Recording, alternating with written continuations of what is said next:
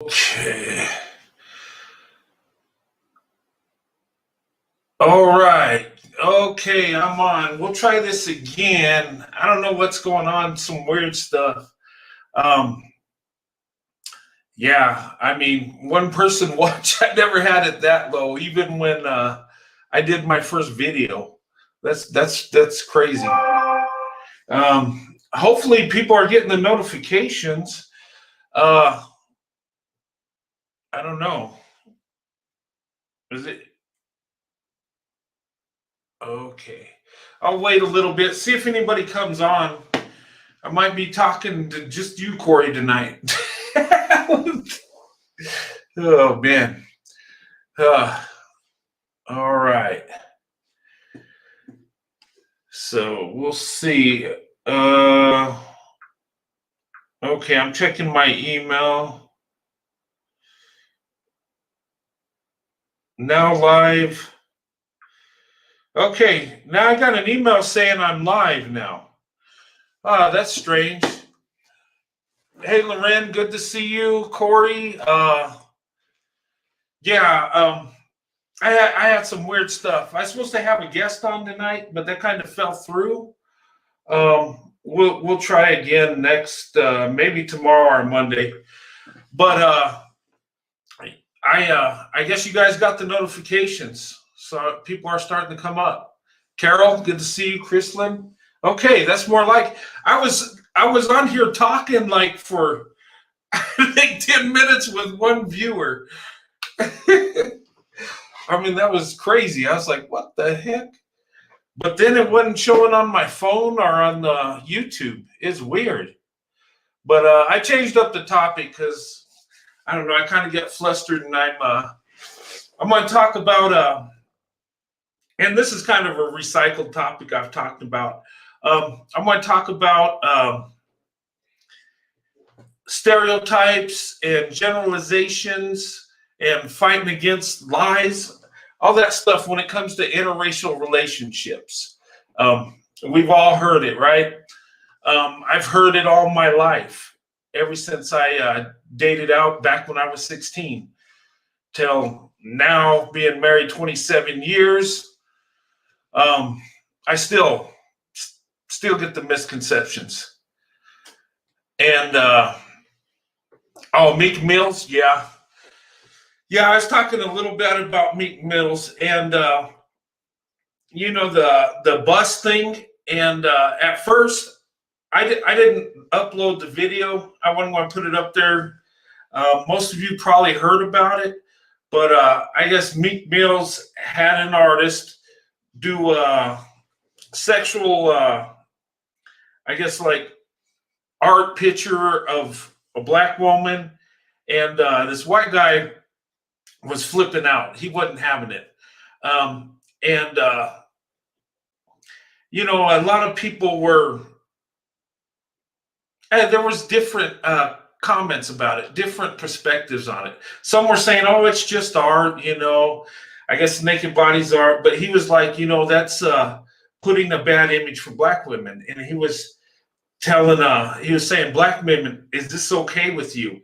And I mean, he was ranting, he was out there cussing. And some people were like, I guess the opinions was like, they're glad he's sticking up for black women. And some were like, he needs to mind his own business, I guess, coming from a white guy. And I agree with them. The image of black women, and we see it all through the media and, on TV shows and movies where they're over-sexualized, they're loud, they're this and that. And I've seen YouTubers degrade black women. I've seen black men do it. I've seen some black women do it, making fun of the image of black women. And it's disturbing because, well, anybody, stereotypes and generalizations, they're designed not to make people look good. Most of the time it's to make fun of a certain group, put a bad image. And black women I've met are the total opposite of what I see in the media, what I see on TV.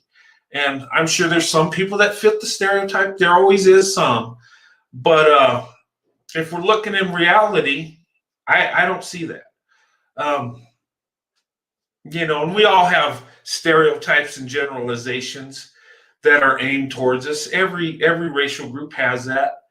And I just find it disturbing.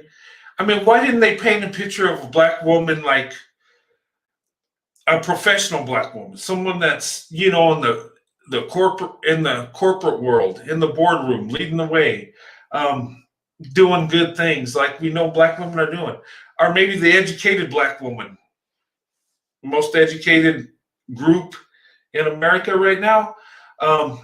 And some that want to dispute it, say they're the most enrolled, but you got to be the most enrolled to have the most degrees, to have the most success, to get the most education. But why aren't we putting that image forward? That's actually an actual image. It's not a stereotype. But we have stereotypes and generalizations, and especially, well, they do it with black women, but especially interracial relationships. What have they told us for years? Interracial relationships don't work. We're too different. The cultures are too. But in reality, people are people, and good people can come together from any different groups. You don't have to be the same racial group to have a successful marriage. You don't. And I've seen it. And, when we look at stats, black women and white men are the most successful interracial group right now. There are some that have failed marriages, like any other group, and these anti-swirler people, the ones that put out these videos swirling on wrong or why you shouldn't, and it's kind of funny because they only attack the Brad and Keisha combination. They don't say nothing about the other way. I don't know. I would think if they're against swirling or whatever, or interracial relationships, shouldn't they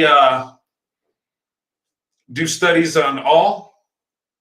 But the thing of it is they don't have a lot of material. They have to wait till, the Keisha Brad combination to where they find one that marriage goes bad or relationship goes bad. If they went the other way, they'd find a lot more. I mean, just look at the stats.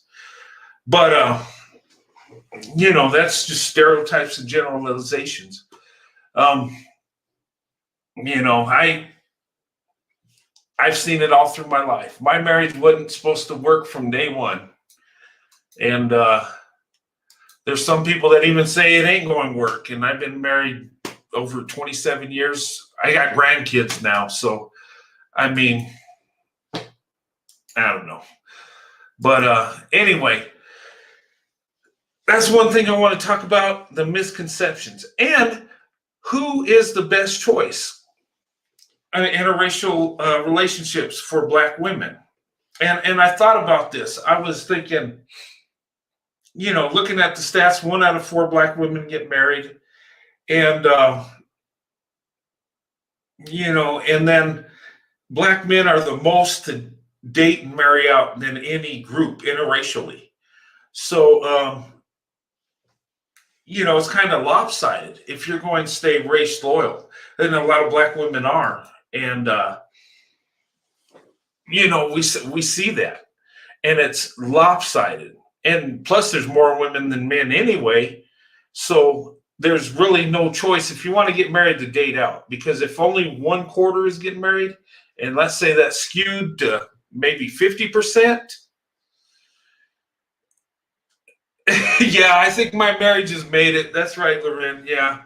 No, I know it's made it. Day one, I knew it was going to make it. I mean, and I've seen the success, not just me and my wife's marriage, but other men that have married black women, white men and Hispanics that I've seen. Their marriages are working. It's coming together. But society and generalization and stereotypes would tell us different, right? I've been told from get-go it's not going to work. I've been told, and my wife's been told so many things. And what's crazy is me and my wife were talking, and she's saying, and I was the first white guy she dated, and she married me. But she was telling me, she said, I was so much harder on you than anyone I ever dated. And looking back, they treated me like crap. And it's because of stereotypes and generalizations. You know, what do you hear about the white guys going to do that's interested in the black woman? And he could just say, I think she's beautiful. She looks nice. Some people will interpret that as a fetishization. What else they say? That they're crazy. If they get violent with you, they're going to be worse than any man out there. I hear that. I've heard that quite a bit. I've heard that on YouTube videos. People telling black women, you date out. If they get violent, they're worse than black men will be. I mean, a lot of scare tactics, a lot of propaganda. And why? And here's the thing. My thing is my thing is, if it's so bad, why is it the most successful group in relationships and marriages? But they still put the propaganda, and they wait for that one time they get that, interracial group that the marriage goes bad, and then they're going to tell you that's why you shouldn't do it. So, I mean, if we went by that logic, every time we see a divorce in any group of people, we should just tell that group of people not to get married, not to even waste their time, right? But anyway, that's what we hear all the time. And it just blows my mind. And a lot of times us white guys are vetted a lot more than black men when we approach black women, because of the fear, the fear that we're going to fetishize or just be wanting to be around them for some alternate reason, some evil reason, trying to fulfill a desire or whatever. There are men in every group that will do that will use you for an experience, that will just have a fetishization. Every racial group has that. It's not us as white men don't carry that exclusively. It's not something only this group does. In fact, I would say it's the opposite, the other way around. The other group does it a lot more, from what I see. But I mean, what do you think about that?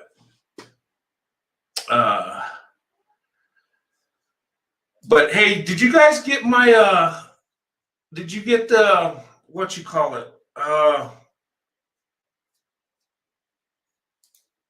The alerts? Did you guys get the alerts? Because before, I think the alerts weren't working. And I think something was going on with my email too. Because I finally got an email saying I'm live. But anyway, well, we're live now, so it's working. I was scared because me and Corey were just talking to each other, just me and him and stuff. And hey, who's that?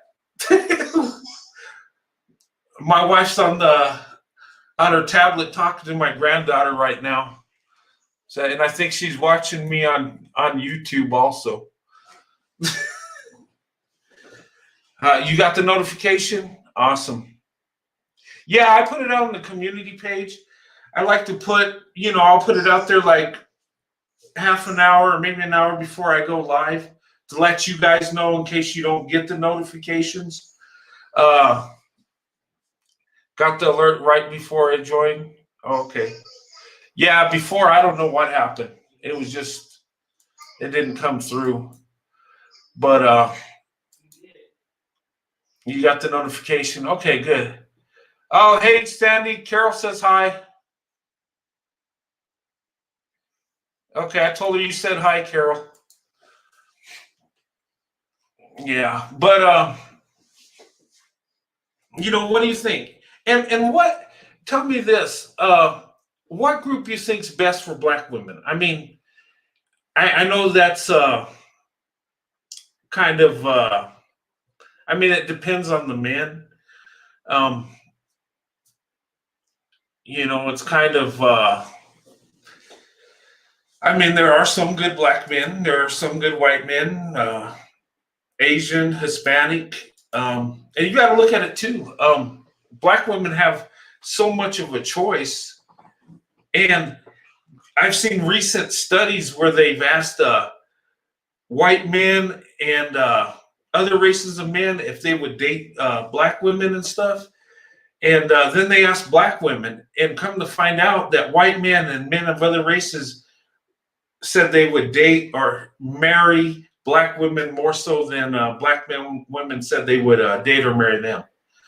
Um, Kind of interesting, but I've seen some stats like that. Um, yeah, I think it depends on the men. Yeah, it does. It's kind of subjective. You can't say one group's better than the other, but what you can go by is numbers, stats. Um,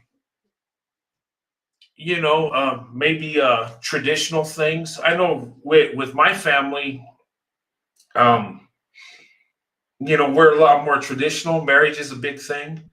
Um, when I came out of high school, I had plans I was going to get married, and that's how I was raised.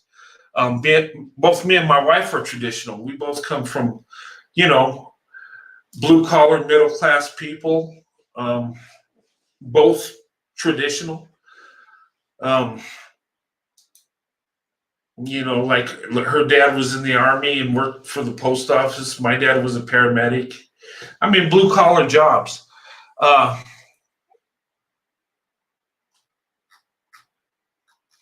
so it probably played a good role on us getting married and being traditional.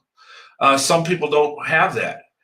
Um, some people have, cultural things where marriage ain't that important. Some people think it's just a piece of paper that you can be together without actually being formally married. Me, I take it as a promise to my wife and God. Um, okay, Miss Know It All.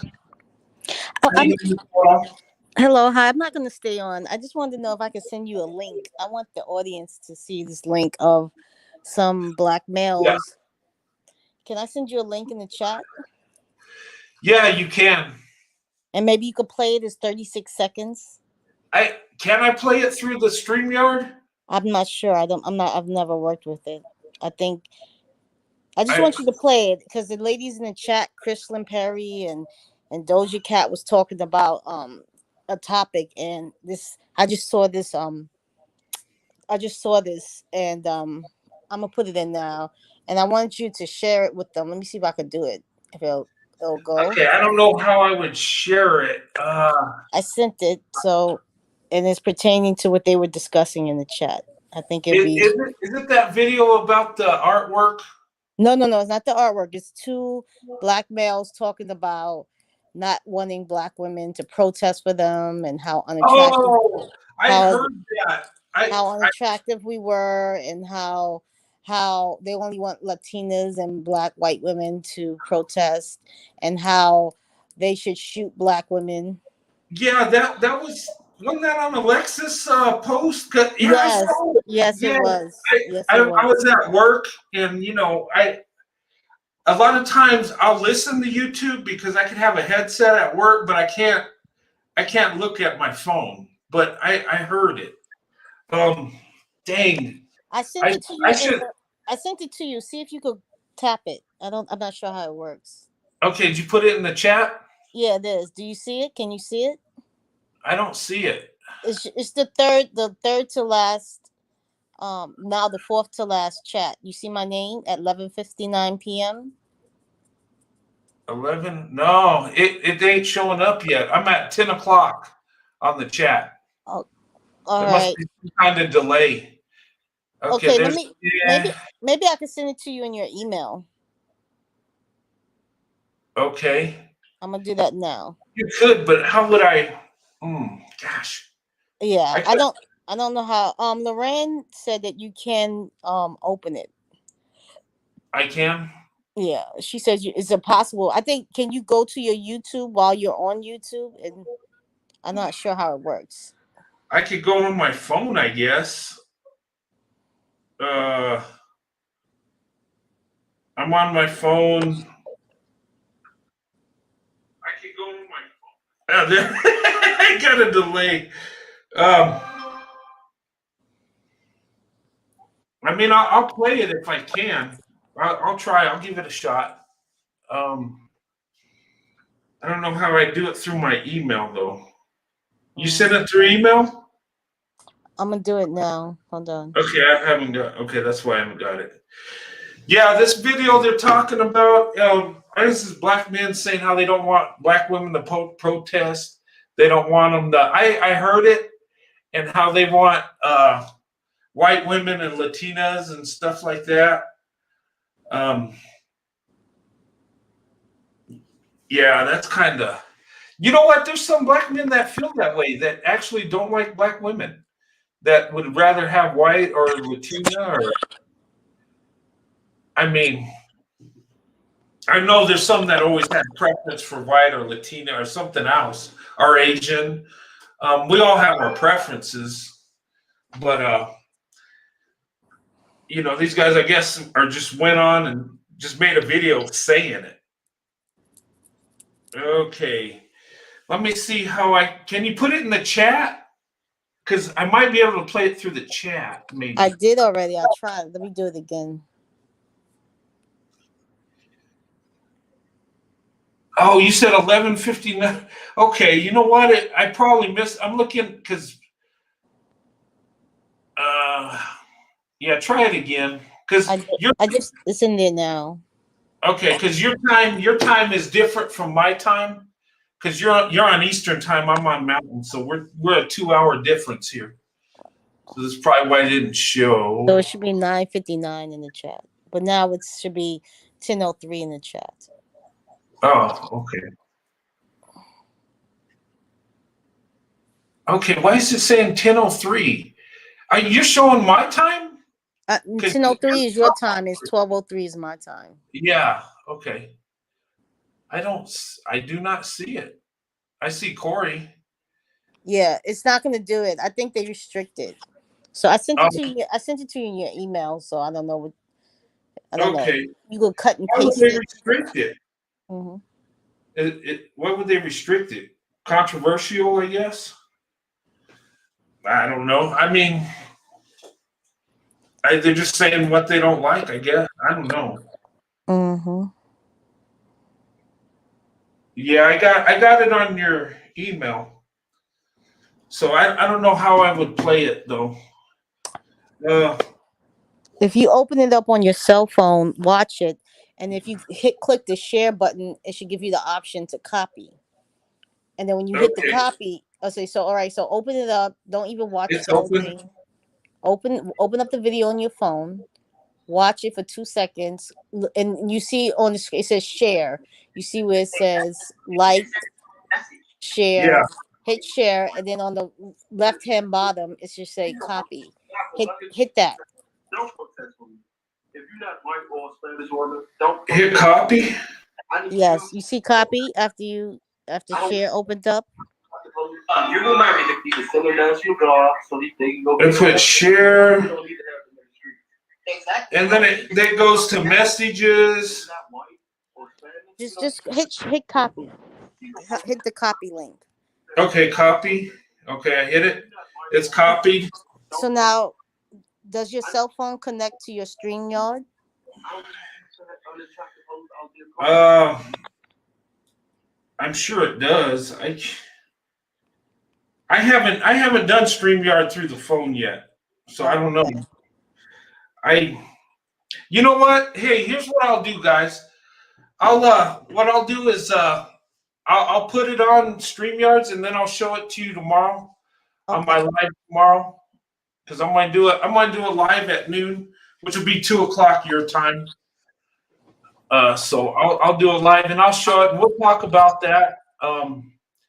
That could be like a part 2 to, I don't know, generalizations, stereotypes. But yeah, I saw it. And if you guys seen it, I'll show it to you tomorrow.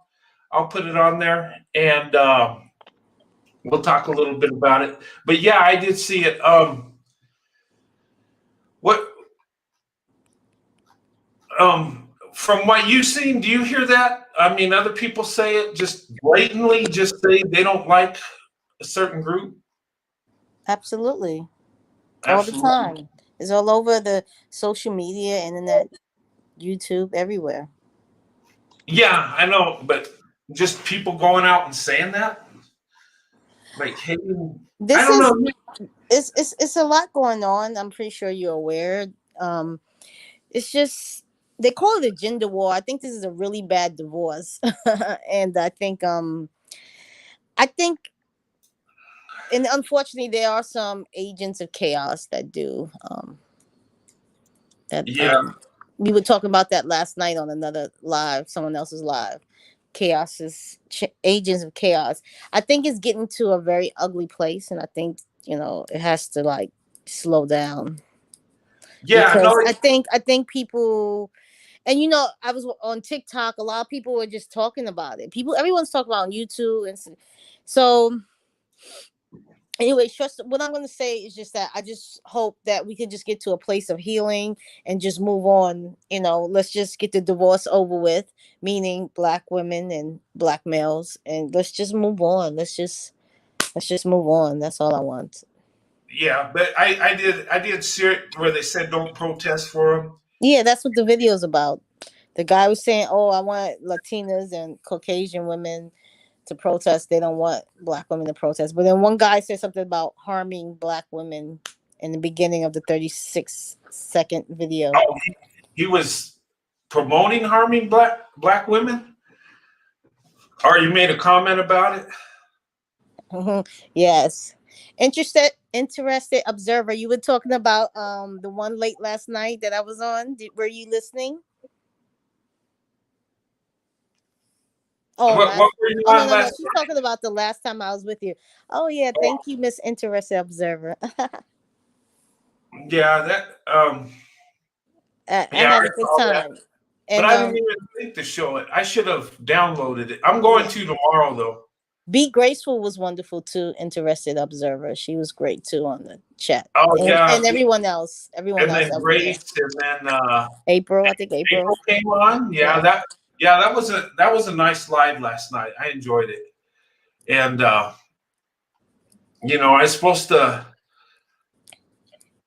get a guest on tonight, but I guess it didn't go through. But Oh, yeah, oh sorry. well, we'll try again. No, it's all good. Yeah, yeah. I mean, Yeah, but I'm gonna go live tomorrow. I'm gonna show that video. I'm gonna look for some other videos when it comes to the chaos and stuff. But yeah, it's weird. I mean, I've never seen stuff like this till I really looked on YouTube. Well, I take that back. I had a friend I grew up with, and he was a black guy, and he didn't like black women. I mean, the ones he dated were like the lightest. They were almost my complexion, and he dated almost exclusively white women. And today he's married to a white woman. He's been married like 3 or 4 times, but I don't know. But that's a lot of black guys have that preference. And that's fine. But what's weird is when they have that preference and they attack you for having yours, and I see that a lot. And it's kind of weird. Like you see the swirling gone wrong videos. It's always black women and white men that they attack. They never go the other way. I thought about that. I was like, you know what? They don't even, it's like it's allowed one way, but not the other. To that certain group. I don't know. Yeah, it is what it is. I'm tired of talking about them. I can't. I just want to I want to find a wonderful, amazing man that's actually a man, not a male, and I'm look forward to that. I'm gonna put Yeah. myself out. I'm actually gonna put myself out there. I'm gonna just do it more and be more, a little bit more, intentional and not aggressive, but more put myself out there. And I just shoot. I'm gonna shoot my own shot. I'm gonna take the man's role and shoot my shot. You know, I've been looking on like the comment section and when I do lives and stuff, and a lot of them like Italian guys, black women like Italian guys. Some be even Asians. I don't know. It just neat to look in there and see what people are thinking. But I mean, Asians an interesting. Um, and I think a lot of Asians would date black women. The ones I've talked to are like all in. Mm. You don't see it a lot because I think both sides are like thinking they don't like each other.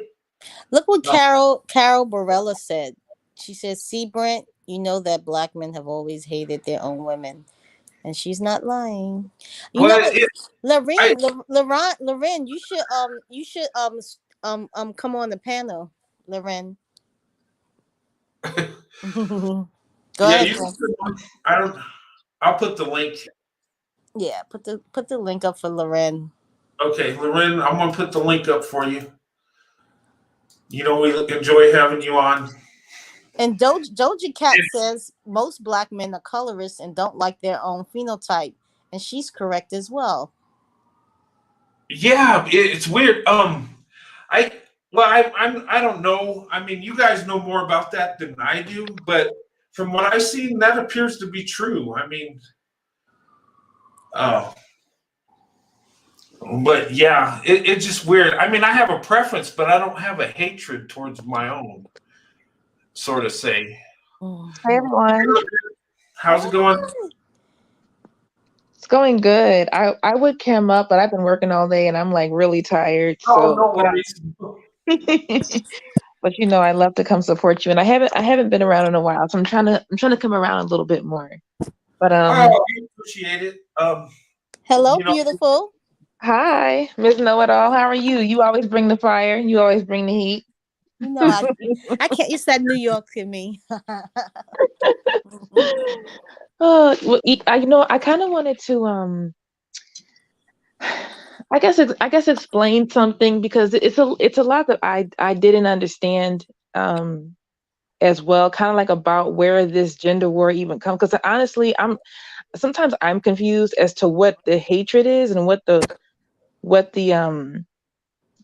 actual problem is. yeah. Um, I have an idea, but go ahead, expound, young lady. and okay, black men spend a lot of time trying to make black women feel inferior to white women. That's why they always compare. They always have that comparison, and it's really a serious inferiority complex that black men have. They're Yes. very tired of how they feel they are treated in this country. They're very tired of feeling like they don't have any respect as men, Mm-hmm. and they Correct. they compare themselves to white men, and they feel that they don't stack up. They feel that they don't. They feel that they really can't compete or compare, and because they feel inferior to white men, they want us to feel inferior to white women. I Yes. don't believe black men are inferior to white men. I don't. I believe it's only true because they believe that. I believe that's only true because they place so much value on whiteness, and they Mm-hmm. um Yes. you see their attitudes. You see how they are every day. That's what's not valuable. That's the kind of thing that they do that's wrong. They just don't value themselves enough, and they don't know how to elevate themselves as men. They don't know how to get on the same level. Yes. So this They is like a giant temper tantrum. This is like yes. a it's Yes. not fair. Like, why do you Yes. think they always bash degrees? Anything Yes. that makes a black woman elevated, has a higher quality of life, has higher standards. It's just something else to make them feel even smaller. And it's just like, I don't understand why y'all don't just, I don't understand how come black men don't just, do what we do. Like we're not Can we don't compare ourselves to other people all day, every day. I just don't see myself that way. I, I don't see myself in comparison to any other race of woman. I do what I do. And I don't know, it's just like black men, they take out their frustrations on the weaker vessel, which is the black woman. And they do everything they can to just make us feel less than because they feel less than. And that's really what it all comes down to. If can I that makes sense. can I say something to that? I'm so glad you're on this panel right now. I mean, you're on this live, girl. You said something so profound. It's a tantrum because they do have an inferiority complex to white males. Yeah. They want to be them, but they can't. And I hate Hmm. using this word all the time, but they are conquered, and they've been conquered, and they laid down and they never got back up. And what they're seeing is when black women, we got knocked down too, but we got back up, and they hate that. They hate Yeah. that, and the world has recognized it and acknowledged our driving force, our independence, our hard work, our perseverance. I'm sorry, I'm a Lord, tongue tied. And I think, like you said, they're beating up, they're bullying and beating up on whom they feel is inferior to them and lesser to them, because, like you said, black males, they value whiteness more than anything. Hmm. They love white men. They complain about white men, but they love white men. Because they're attracted to power, and Right. they see white men as powerful, and they're just like, I don't understand how come I can't be that. Now, and like I said, to me that's a little bit weird because I don't think I think that any man in this country that wants power actually can go and get it. I don't understand how come they act like it's not available to them. And they They won't could if even, they wanted to. yeah, and they won't even the playing field. No, you will never conquer. They will never conquer any other group. I'm sorry. They're just not going to ever. It's never going to happen in human history. It's just not. They're too behind the curve. And they've dropped the ball so many times. Yeah, But they're playing catch up. they can even the playing field a bit.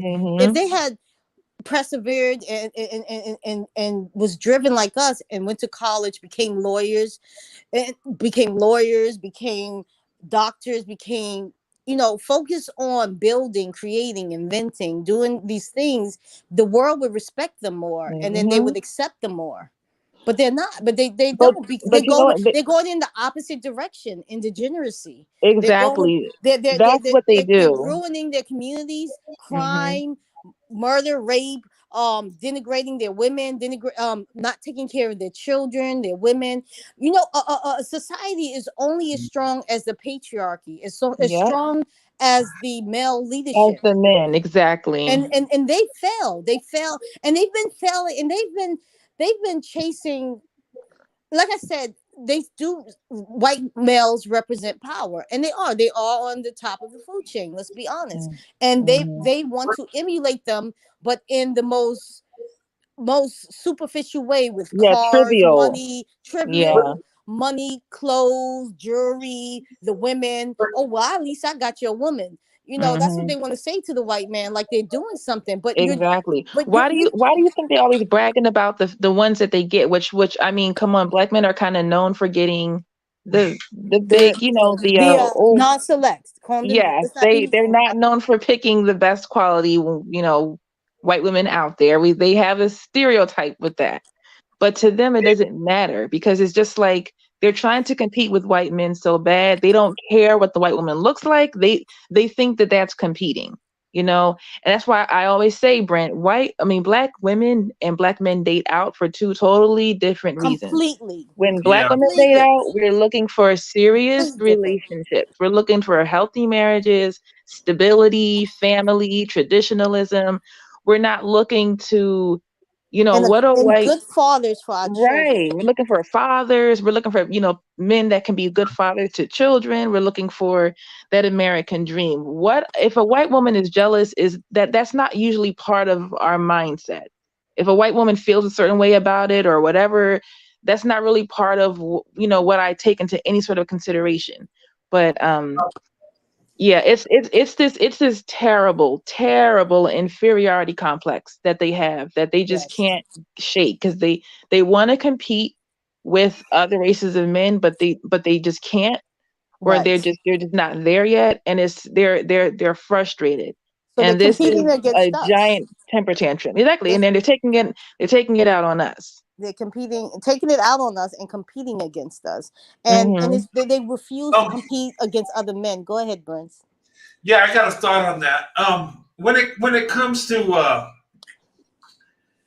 I would say right now in today's world that any man can be in power. I don't think white people are controlling everything. I mean, back in the day, most certainly, um, Hmm. white people controlled everything. But today's world, I mean, I think if you work hard, you can have Whatever that. you want. You can have whatever you want. It don't matter your color. I You mean, can even the playing field at least. and and when I see in black women, they're making things happen. It's Exactly. crazy, and I'm not just saying it. I see it. I when I took college courses, there were so many black women I seen, and I know some that got master's degrees and stuff like that. Well, my daughter's got a master's degree. She's 26, so she's killing it when it comes to that. And she's married and has, kids and stuff. And, I just, and, she gets that from my wife because my wife was into education. My wife is the professional woman. She's traditional too, but that kind of rubbed off on my daughters and stuff. And, when these men say that degrees don't matter and they try to downplay it, I'm like, it does matter. It's a good thing. I would have married my wife regardless if she had a degree, but it is a positive and it brings something to the family. I mean, because it's showing character, it's showing you're improving, and your kids, reflect on what we do, and so it's very valuable. And the gender war or whatever, I find it's weird. I don't understand it. I've tried. I've heard people tell me stuff about it, why it is, and um, but I don't know. It's strange. And if they want to date white women, they can have as many as they want. I would. And I joke with them because they give me comments. How they like blonde hair, blue eyes. And it's like, how trade you? I mean, I got my wife, but what I'm saying is, you probably have the best group of women out there because if you look at stats and you look at what they have, as talking about black women, they're the most loyal. I mean, loyalty is an awesome quality. You get a woman that loves you, that's loyal, you have something that lasts. They have that. Education. Why are they the most educated? They don't have the most resources. They don't have the most opportunities, but they're leading the way when it comes to that. And,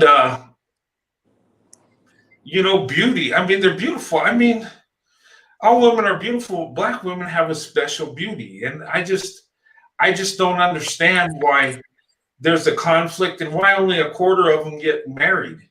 And I know it's not because black women don't want to get married, because the ones that I talk to that are single want that family. They want that. And the ones that date exclusively black men are starting to change because some of them ain't getting chosen. It just seems weird to me. And they're the most that date and marry out, so they should be encouraging their counterparts to do it. I know I encourage my counterparts to do it. Go where you want to. And even if they, and I think it's an ego thing. I think is they feel if the black woman ain't choosing them, they feel some kind of way about it. Now, white women don't choose me all the time, but I don't care. Well, I'm not really into them, but you know what I'm saying, right? Yes. And I have love and respect for black women. even regardless of how they feel about me, and I've been rejected in my life from them, but I don't have hate towards them. I Right. understand it. Can I You say know. something when you're done? But anyway, yeah, go ahead. I want to say I don't have hate for black males. I promise you, I really truly don't. But you said something very important. You said you were saying something about black women not choosing them. Black women has always chosen them because of No, conditioning and indoctrinating. But we've always chosen them. It's just that black women are having more standards now, and they hate that black women have developed standards, and yeah, now do not want to continue to tolerate their nothingness. We don't want to tolerate the one-sided loyalty. We don't want to tolerate the disrespect and the lack of accountability and responsibility that they've decided. I don't want to. I'm just going to lay down and I'm just going to lay down. I got knocked down and I'm going to just lay down and I'm not going to do anything. I'm not going to.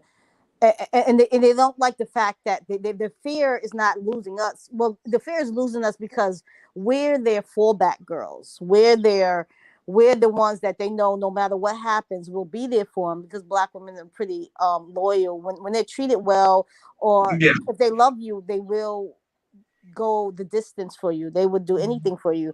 And Even the even fact, if they're not treated well, they'll right. still be loyal. Yeah, exactly. yeah, We'll be loyal even in the face of disrespect and abuse and suffering from them. We are, and they're terrified to lose that. They're terrified to lose um our undying one-sided loyalty to them, where they don't look at us as valuable. They look at us as resources, whether it be access to our bodies financially, but via resources like housing, food, shelter for them. And they don't look at us as real human beings. I don't feel black men look at us as human beings. They look at us as mules, and someone to just get something out of, and a stepping stone.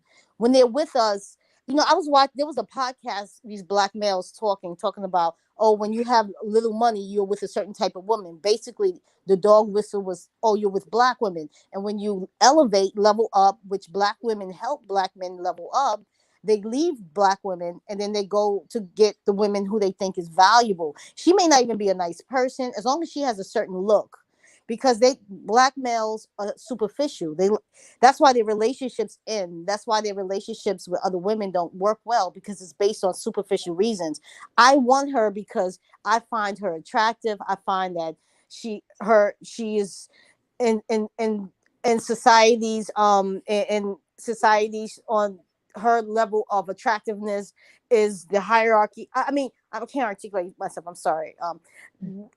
No, they're basically, they want to go get someone that don't look like them, or look in, because they don't value us. Let's put it honestly, they're just not that into us. They don't value themselves. It really comes from not valuing themselves, like Yeah, what I was you gonna say said. that. They really don't value They don't value themselves, and themselves, that's so the they don't think problem. there's no way they can value us. So they look towards the women who are put on a pedestal, who are been put up as the standard of beauty, and they feel like that's winning, even if she's not with you, even if she's with them for superficial reasons.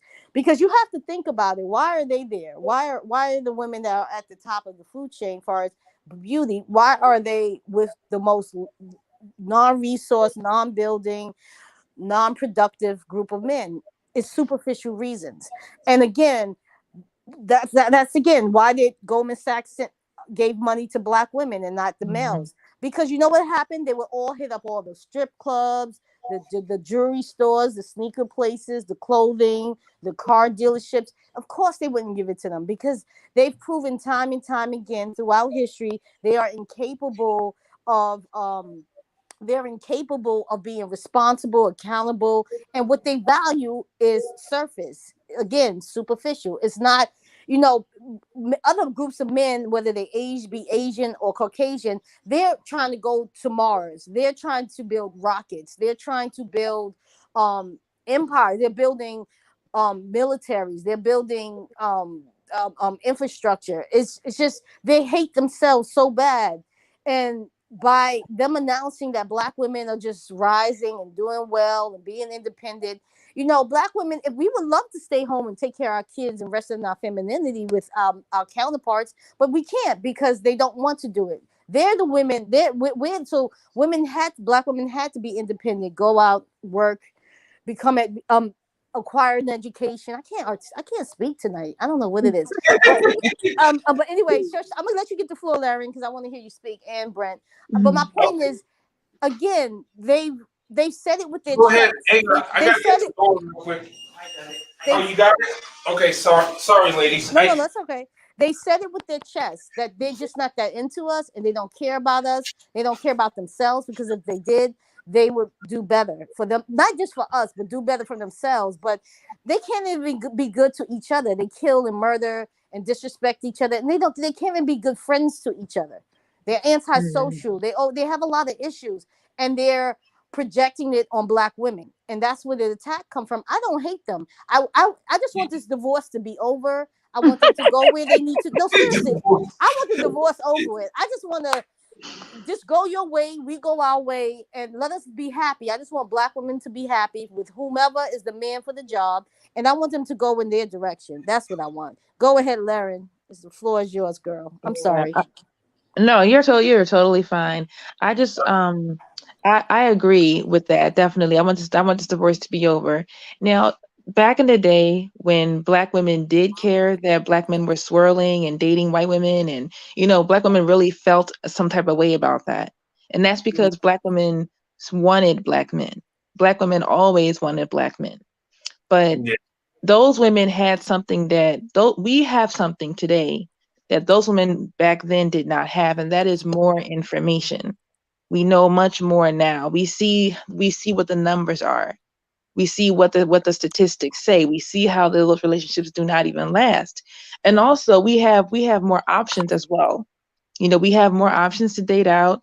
We're way more just educated. We're much more better off. We live much more, higher quality lives. Like I say all the time, Black women get educated because they don't want to be, on public assistance. They don't want to be living off of the government. So Exactly. Black women worked really hard to change that, because those were statistics. I mean, those were stereotypes of Black women that we wanted to change, and we changed that. And it's like, because we made all those changes, how when somebody is down there somewhere, people are used to seeing them in that light, but then they change. And it's like Black men don't recognize this new Black woman. They just don't recognize it, and they don't like it. They're used to seeing us down there. Right. They just don't like seeing us like this. No. Because like Ms. Noel said, we have higher standards. We're asking for more. We're not going to put up with all kinds of struggle nonsense.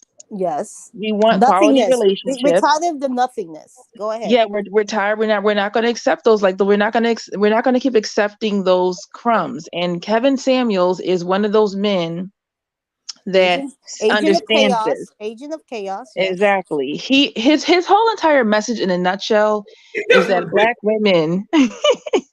Black women should continue accepting crumbs from Black men. Like, what do you should just keep, the average man, that thing he always says about the average man, the average Joe, you should just accept it. Just accept it.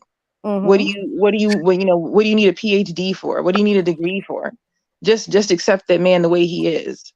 They want us to be, I'm going to cut you off real quick, Laren. They want us to be with Pookie, Ray Ray, Glocktavian, and goddamn Tyrone. So they could increase their Black numbers, so we can make their Black sons. They don't care about us. And then then they'll turn around in the same breath and say, oh, you should have chose better when we're single baby mamas struggling. Make it make sense, all right? Make it make sense. They want us to be with Pookie, Ray Ray, Tyrone, and Glocktavian, making their Black sons, because in their mind, they're making Black children with non-Black women. That's why they're saying it. And then in the same breath, tell you should have chose better when Pookie, Ray Ray, Tyrone, and Glocktavian behave like dirty community peanuts, struggle bandit, dusty, 3 trash bag, struggle dusties. That's what they want. I was just saying it in a nicer way. That's all. I know. But you I'm sorry, said Larry. exactly. I was just saying it in a Larry, little bit of a nicer way. Larry, I was You just, know, I was ranting. I apologize. I Forgive know. me. I totally get you. You know, but I don't know, Brent. Like it's like a lot of us have been like watching this type of thing for years. We've been hearing this type of stuff for years, and we've never got the chance to talk about it. So a lot of us have like so much on our chest. You know. Yeah, It's it's interesting. Some of the stuff you guys were talking about, doing better and stuff, and Goldman Sachs putting money in Black women businesses and stuff like that, and and then you put the dating, marrying out stuff.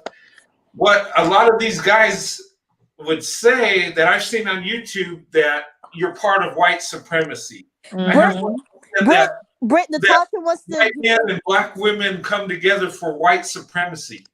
Brent, put the link in. Natasha want to get on. Keep going, Brent. I'm sorry. Okay. Okay, go ahead. Just keep going. Keep going. No, but what I'm saying is, I heard one guy say that. I heard a couple people say this, that white supremacy, that Black women are the right hand of white supremacy. Oh Lord. And I'm like, how does that make sense? White supremacy means white superiority. It means you don't date out. You're strictly white all the way. And here's the thing. And when white people get racist, they go all the way with it. They don't like Black people can. I've seen them where they can talk like white people's garbage and the devil and everything, and be married to a white person. But white people don't do that. If they're in their supremacy, they will not have relationships. I mean, they're strictly going one way with it. So I don't know. That was kind of weird because I've heard people say that us as white men, we team up with Black women to attack Black men. And how does that make sense? I'm going for the best option, and my wife's Black, so that's the best option. That's what I want. It's not because I want to attack somebody, and I don't feel like I'm taking anything from anybody. Me and my wife got married. We have an agreement, and and we've been together forever. I mean, and I don't know, but people see that like we're teaming up to attack a certain group of men, and that ain't true at all. No, it's not true at all. And that I don't even think they really believe that. I think that again, it's that inferiority complex that they have. They feel like white men are very powerful. Yes. So anything that they do could be like used against them, like anything you do, they're just like really, really, really concerned about. And but you know what? You know what though? We really don't have that power. I don't know why it's all in their heads, Brent. It's all I'm saying. It's all in their heads. It's not even what they think it really is. Any man in America could go get power and money if that's what he wanted. It's all in their head. No, you're right. But I just thought I'd put that out there because I've heard that said, and I'm like, what? It's just bizarre. I don't understand, but it's kind of funny because some of the stuff in YouTube, I just like, oh my God, really? I know it's ridiculous. It's really ridiculous. It's sometimes I listen to these men and I'm just like, what planet are these men broadcasting from? I don't know, but it's planet Earth. So me and my wife are white supremacists now. How does that work? It's the new white supremacy where we let it. We got an affirmative action white supremacy program. Going just. I don't know. It's funny though. It makes no sense. It makes no sense. But yeah, it makes no sense. But I mean, my thing is, I'm not going to go in on Black men because it's really not my lane to do so. I listen to you ladies. You ladies are experienced because you date them, you live with them, you've, and I'm just observing. But I've seen some things culturally that, and I'm going to say this, and I'm probably going to get hate for it. And I don't think I'm superior to nobody or any group is, but culturally, I would say generally white or Asian are probably the best men, collectively. I'm not going to say all, but just because if you look at stats and numbers, the education, the money that's being made, the ones that are getting married more often, and I'd say probably Asian's probably the number one, because I mean they're very traditional, and financially they're making it work. I think they're leading the way statistically when it comes to that, and they're great at math too. I mean, I don't know, I know a lot of Did you Asians. say they're great at math? What you say? Huh? Did you say What's they're that? great at math? Who? Math, yeah, Who? Asian. Oh, Oh, I thought you said black males. Oh, that's No, no. Asians. Asians, they're great mathematicians. No, I'm just saying, I just see qualities like that. And then when my daughter used to go to, we put her through piano courses, and the people that taught her were Asian. And all their kids were educated. They just had it together. And, us as people, if one group's doing better than the other, instead of throwing hate at them or blaming something about it, just watch them and emulate what they do. What's working for them? And, I mean. No, I don't think Asians are smarter. I think that they take education seriously. More seriously, true. I think they take education seriously. It's important to them, and they're competitors, and they're a vital part of this planet. Yes. Planet's evolving and growing and moving in a direction towards a better future. And unfortunately, that's why Biden was so quick to make that make it federal against federal, make it put into acting that anybody the bill. I'm sorry, I can't articulate myself. The bill towards protecting them, because they are vital to this planet. They, no matter, even if we having issues with China are real competitors. They compete. Africa, the whole continent, no one's watching. It's up for grabs. Like, they can't even get it right over there. So, and I hate saying, and I don't want to constantly say negative, but it's like it's nothingness. I can't. My only word for them is nothingness. And they won't. And what breaks my heart about my natural male counterparts, black males, they won't even admit their failures. They won't admit that they won't do right. They won't admit that they've dropped the ball. They won't admit that, we are not trying. We've given up. We don't want to. And then you have this guy named J Corona 2000 in the chat talking about, black males and white men are fighting feminism. So he's an incel. I want you to know. I want to announce J Corona 2000 in the chat is an incel, and he's one of those incel manospheric persons who hate women, who are the guys that weren't chosen, and who hate women. Well, I don't know about that. Yes, he is. Well, I've been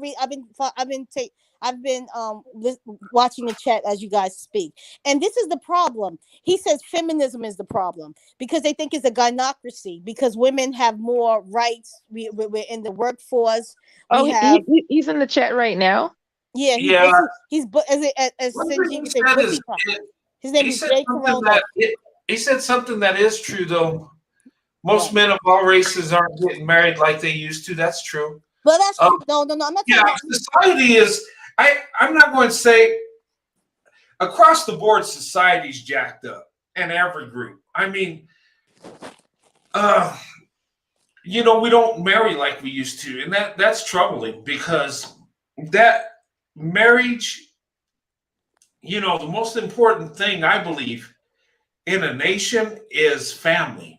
Yeah. And family starts with marriage, the man, the woman, the children. And, it's proven that our kids are more successful when we're married than single families. Now, it don't mean that your kids are going to be great because you're married. They can, go off the deep end. And if you're a single parent, you could raise great kids.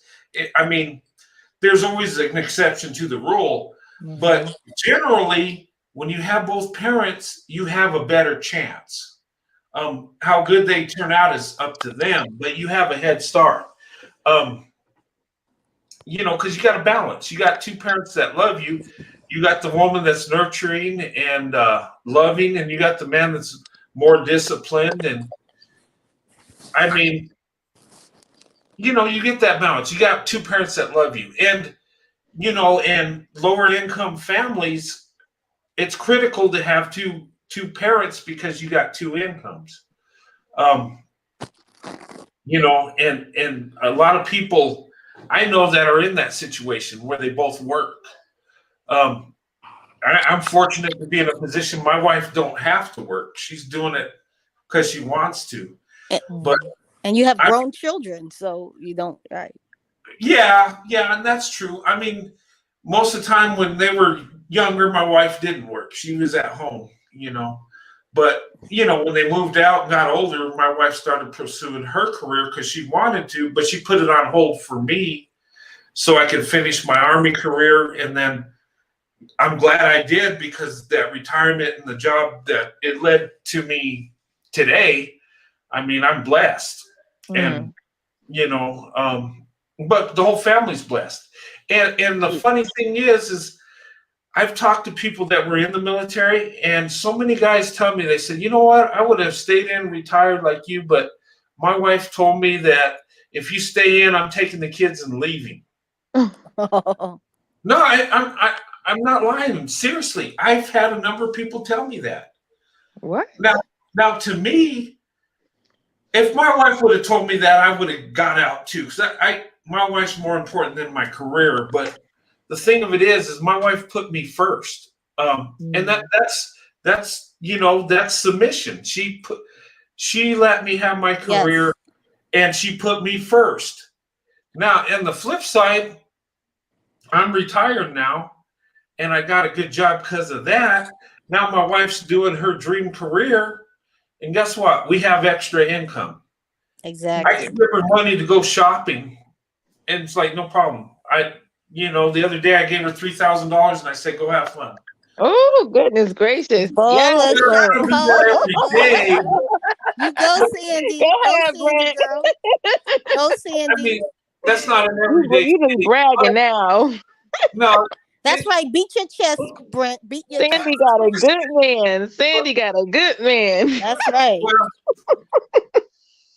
it's not an everyday thing, but we do have the money to do that. Well, I'm retired Army, and I got a government job, and my wife has got her job.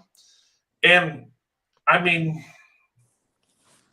we're doing very well. We're not rich by no means, but I put some money aside, and I just gave her that money so she could go shopping and have fun. The crazy thing is most of that money she spent on me and the kids. So I mean, that's just how she is. I mean, but what I'm saying is, because she let me have my career, because she put me first, and it's submission. She submitted to me, but I was working hard taking care of her and the kids. So it's like that balance is there. And you know what? Now we reap the benefits. Mm-hmm. And I reap the benefits, so does she. So, that's just a wonderful thing of marriage. When you got people that love each other, they put each other first. But yeah, no, I wasn't bragging about it. I put a little money. Why not? Brag about it. You definitely need to should. brag sometimes, Brent. You should brag more often. That's right. Well, no, I don't want to. I want to stay grounded. I want to stay humble because, yeah. But no, I'm just saying that you work together, you put each other first. That's what you get. Yeah. And she could have gave me that ultimatum, because it would have been more comfortable for me to stay home, but we would have had less income. We wouldn't have our medical covered like we do now. So I mean, and people look at us like they wish they had that, but they made a different choice. But that's the blessing I have. I have a wife that loves me, and there's nothing more blessing than that. But I wanted to say something about what you what did he say? The guy in the chat, I don't know if he's still there. He said something about how men Jay across Corona. the board. Yeah. He said men across the board aren't getting married. Yes, he did say that. He said Yeah. across the board. Yeah, Yes. and he's right. We're not marrying like we used to. It's true. That's truth to that. That Absolutely. Yeah, that's true. That's true to a point, because this is something that I see that these manosphere men do. They come with contradictions all over the place. On one hand, they'll say white women are so much better, and every other race woman is better this and better that. But every woman, if if that was true, then how come they're not getting married more? Then how come black men aren't marrying them more? If men across the board, that means that they're in the same position as everybody else. So somebody that's supposed to be better would not be in the same boat as everybody else. And across the board, they'll sit up there and they'll do that. They'll say, this race is better and that race is more submissive and this, that. But if you actually look at those relationships, the single motherhood rate of white women that deal with black men and the never married single mothers that are raising children by themselves has that number doesn't even make any sense. That statistic that statistic should not even be real, because Yes. that number is so high. no, Mm-hmm. Go ahead. I'm yeah. sorry, Brent. Go ahead, Brent. No, I was just saying, yeah, I've heard that statistic, and I see a lot of it. And I'm going to defend Becky on this one because she gets like the catch-22 in that situation. Because and I hate to say it, that and it's a psychological thing, and I'm going in on white men on this one because they're so wrong. A lot of them will not date Becky when she comes back with biracial kids. Yeah, Yep. she can't come home. It's She facts. can't come back with no She half can't come black home. It's kids. facts. It's And facts. that's wrong. But I do know some men that go to my church that have married white women that have, biracial kids that were married to a black man. I mean, there are men Brent, that, why do you think that's wrong, Brent? Because I don't think that's wrong. Why do you think that's Exactly. wrong? well, I Tell her. what girl. I think it's wrong is if you love the woman, regardless, if you're okay marrying someone that's been married before that has kids, why should it matter if they were from a black guy or white guy or whatever? That to me is wrong, I think. Now, if It's not that it matters just because they're from a black man. It's that a lot of these women have been like basically tricked. Like there's a lot of YouTubers. Like there's this one guy, Tommy Sotomayor, who's been on YouTube about 10 years. He's been making these women believe that they're going to get a better black man. He's been selling them lies and dreams that did not come true. So a lot of those women went into these relationships, thinking that they're better than everybody else, they're better than me, they're better than all black women, and that they're going, and they end up getting a worse deal. So I personally do not blame any white man or any man if he chooses that he just doesn't want to take on someone that has a little bit too much baggage. Like I don't blame if a man says I don't want to date a single mother. I don't think he has to. Can I say something? I'm sorry, No, Brent. Go ahead, Brent. I'm gonna say something. Yeah. No, what I was saying on that is, no, that's fine if you don't want to date a single mother. But what I'm saying, if you're okay with doing it, but because she has kids from that certain man, I think that's wrong. That's kind of, I mean, if you love her, you want to marry her. I mean, regardless, because, I mean, I've seen these men, they'll get with black women that have kids from black men, and that's fine. Can I say white something? woman, something else. Can I say something? I gotta jump in. I'm sorry. I don't Okay. mean, you know how I am. Go ahead, You know me, Brent. I'm a mess. Yeah. I'm a mess. I'm not gonna even lie to you. I'm gonna talk about a couple things. So Kristen Perry says something that's spot on. The male ego is a force to be reckoned with. Plus, white men don't want to pay for Tyrone's kids. Rebellious Becky. Yes. Again, I said it once. I said it twice. I said it 100 times. They're in the relationship for different reasons. It's not about love like you and Sandy. Sandy, that was love. Again, and also Brian, Tyler, white guys, when they don't want Becky, it's not racism. It's not even racism towards the children. What it is because they don't trust her. And why doesn't Tyler trusts Becky anymore. Tyler doesn't trust Becky because Becky went to the males at the bottom with no resources, who don't build, who don't create, who don't invent, who don't And have who are anything, known for and, making and, single parent and homes. don't have no resource. What she said, making their own women single mothers who destroy their communities. So they don't trust her because why are you there? It's only a few. It's only a very minute reasons why you there. So it's superficial reasons. Another reason, and so that's why they don't respect them. And then they look at Becky like, why would you alter your life? They think a lot of white men think Becky is crazy because they're looking at her like, She what's is wrong crazy. with you? There's something wrong with you. Why would you choose the man at the bottom? And Yeah. again, rebellion, is rage, it's escapism, it's curiosity, it's about the lick, the kink, and a fetish. It's not about love. It's just if Tyler don't trust Becky because Yeah. he feels like, and that's why I understand why they feel they're Yeah, treasonous. I'm sorry. I get They it. don't I trust have to her. wonder They don't trust her. why would a white woman with better options over here, why would you come make your life harder? Like, why would you come over here thinking that you're going to get something different when you see how they are? Like with black women, they understand because black women tend to date black men, but when white Yeah. women come to black men to become single mothers, I'm trying to figure out what you were even doing there. Why I would Right. you don't What are do you that? doing there? Why I are don't you think there? He has they thought nothing. it would happen that way. Why are you I going to don't the know. men with nothingness?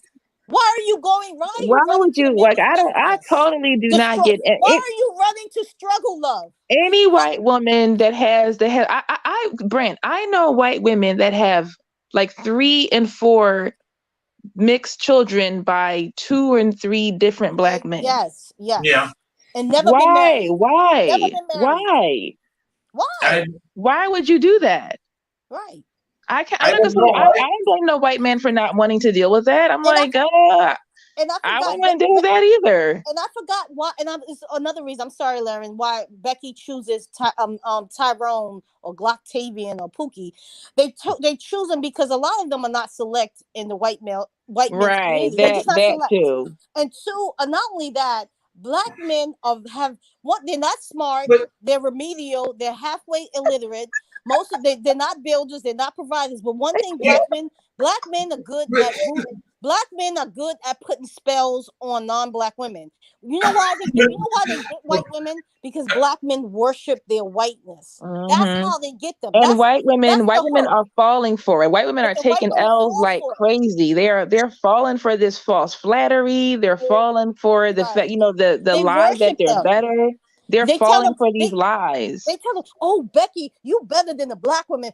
Ooh, I love your white skin. Ooh, I love Just your for her long to end straight up, hair. with a whole bunch of Ooh, children that she's raising by herself. ooh, I love your blonde straight hair, your blue Oh eyes. And you know God. what happens to him?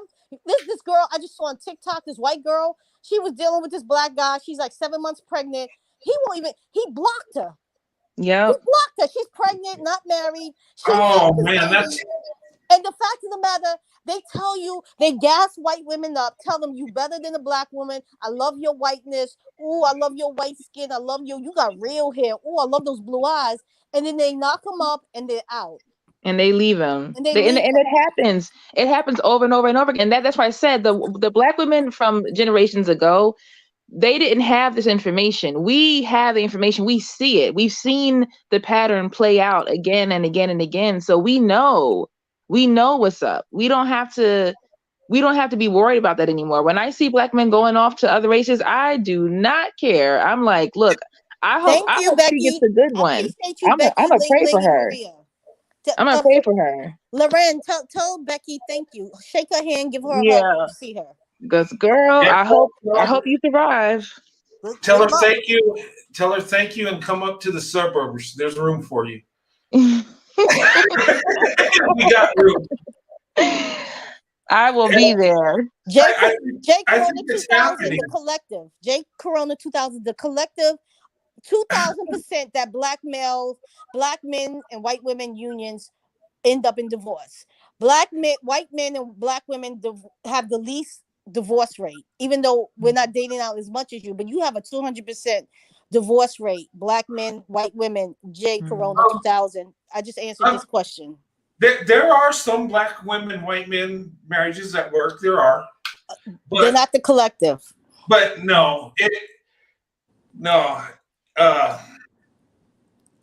Brad and Keisha are more successful than Becky and Tyrone. Sorry. Yeah, it is. It is what it is. Well, and not one is better than the other. It's not that. It's how they go about it. Yeah, statistics. There's been several studies, and black women and white men are more successful than black men, white women. Now, black men, white women get married more often, much more often. And I think that's one of the reasons they're not as successful. You got to understand, black women, white men are vetted before they even get together. They're the ones that are most discouraged from dating out or marrying out. When we get ready to, we're ready. We're pretty much putting up the finger to the world, and we're going to do what we want. Now, that's not to say it's all like that. I mean, it depends on the character of the individuals, but I just think we go about it a better way than the other group. Mm-hmm. And I'm not trying to put nobody down. That's just facts. That's just facts. The data is there. It's 200. They say it's up to 200%. Not saying every instance it never works. I'm not going to say that across the board between black males and white women, but the data says it's almost a 200% rate of divorce, and that's not even the ones who's not marrying them. I have relatives and cousins. I have people who live upstate. It's like an epidemic up there of white girls pregnant, not married, and single, abandoned baby mothers. I want to address this question he had. Why aren't they treated as individual cases? Why does it have to be a race thing? Because it is. I agree, but it is. Because when we date out or marry out, there's always a problem with it. There's videos done on how it's wrong, and they show an example how it goes left, how it's wrong, and it's about race. There's many black men that will criticize black women for dating out and shame them when they're doing it themselves. I mean, if you're against swirling and dating out, then be against it across the board. But they're not. A lot of them aren't. They just think it's okay one way, but not the other. And I've seen people that date out that'll talk bad about it the other way. I've seen it. So it is a race thing. It shouldn't be. No. You should be able to just love who you love and be happy.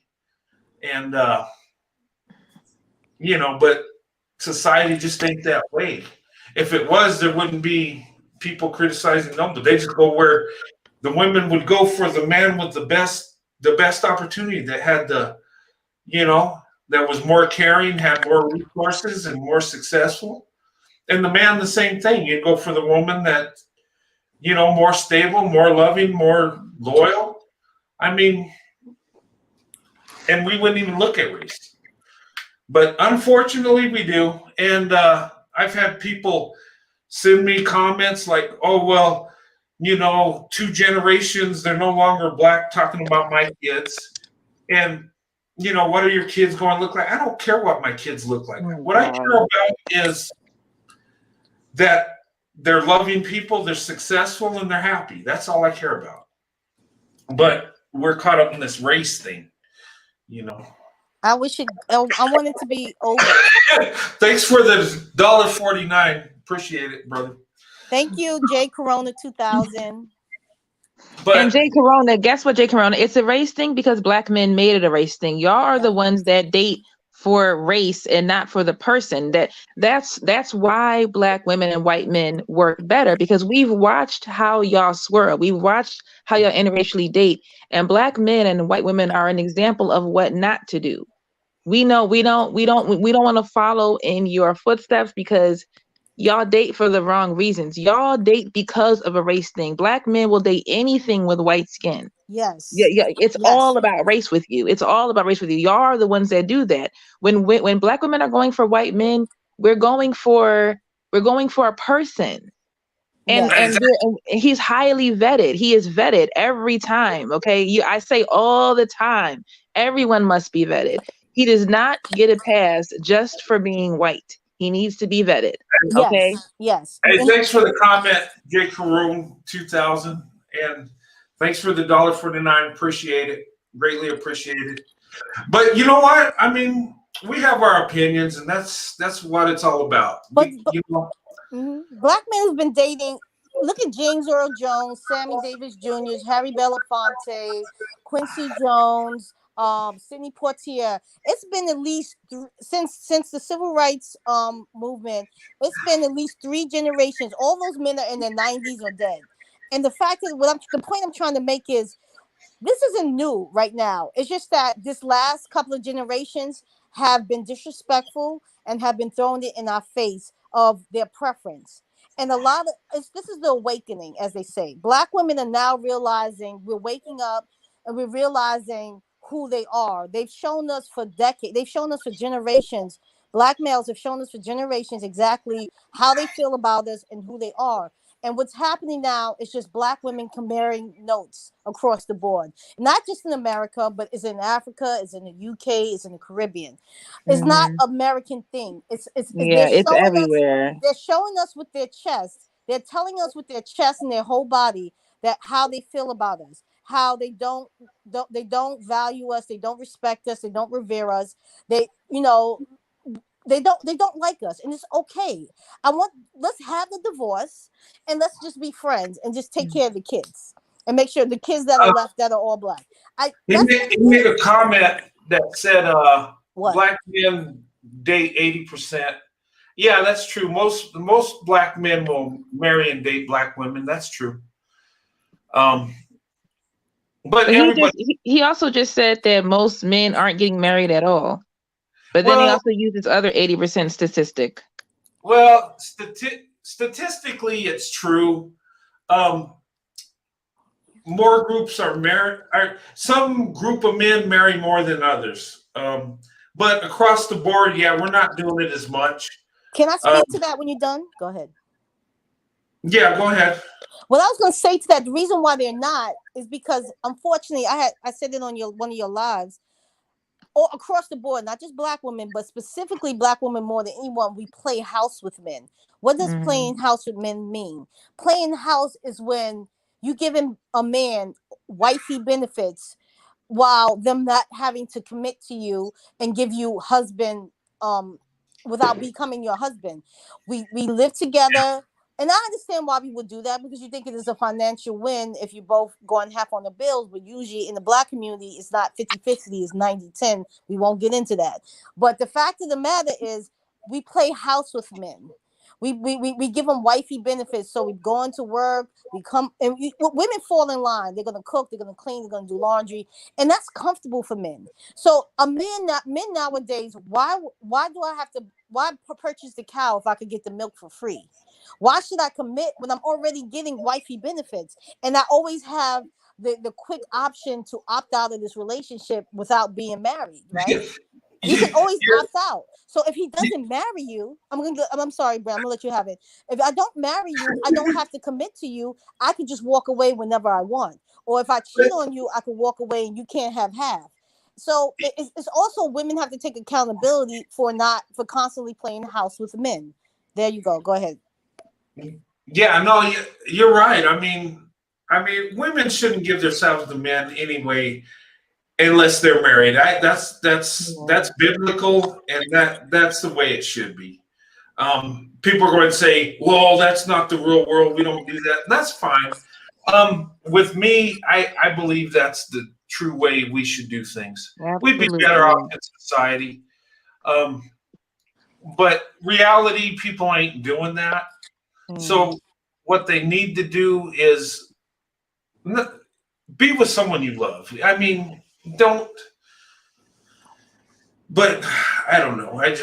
But you know what? It's because we're becoming more secular. I mean, we don't live by a Christian or religious, whether it's Christianity, Islam, whatever it is. We don't live by religion. Is not playing a role in most households. It's not. across and around the world. So people don't value they don't feel like marriage is something. And then you see the divorce rate, and you see people. It just is what it is. Women are more sexually liberated. It's a lot of components. It's a lot of variables that the reason why people don't get married. It's no one reason. It's a lot of variables. Yeah, and it's because we're more secular. Yeah, it's society, but you're yeah. No, you're right. It just the thing of it is we cheapened sexual relations. It's like more of a it's less we devalue it by being promiscuous. You're right. Yes, and it's more of instead of a marriage thing where it was intended to be, it's more of a recreational thing.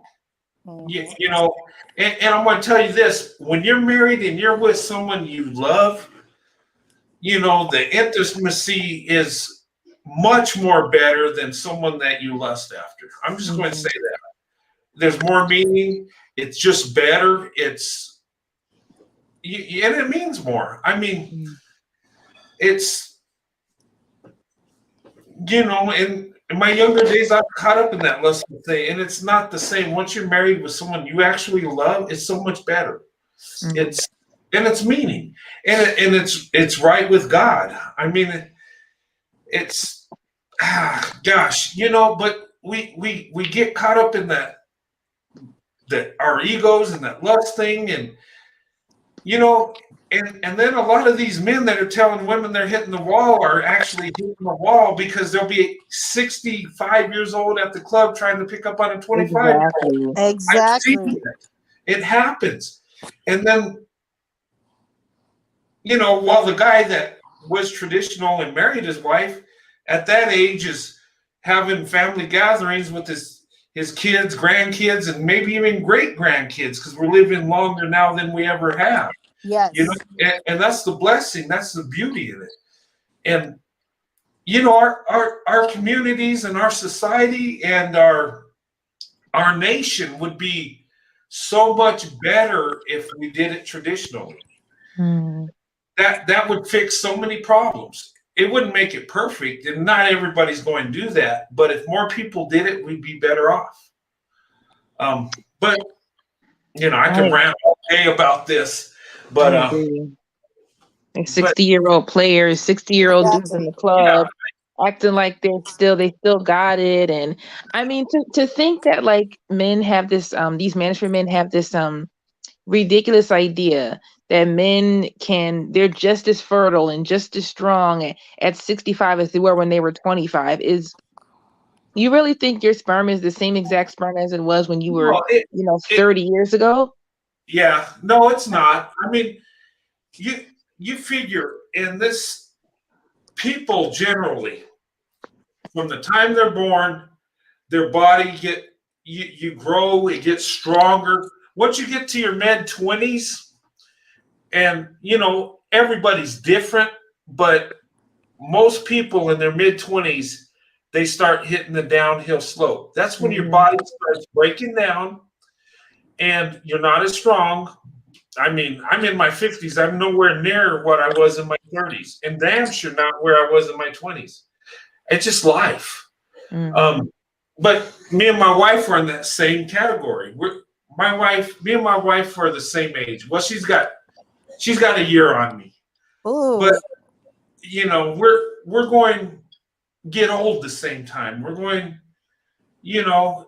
and that's what life's about. I mean, and you know what? That intimacy thing, back in your 20s, it's like, oh my God, this is great.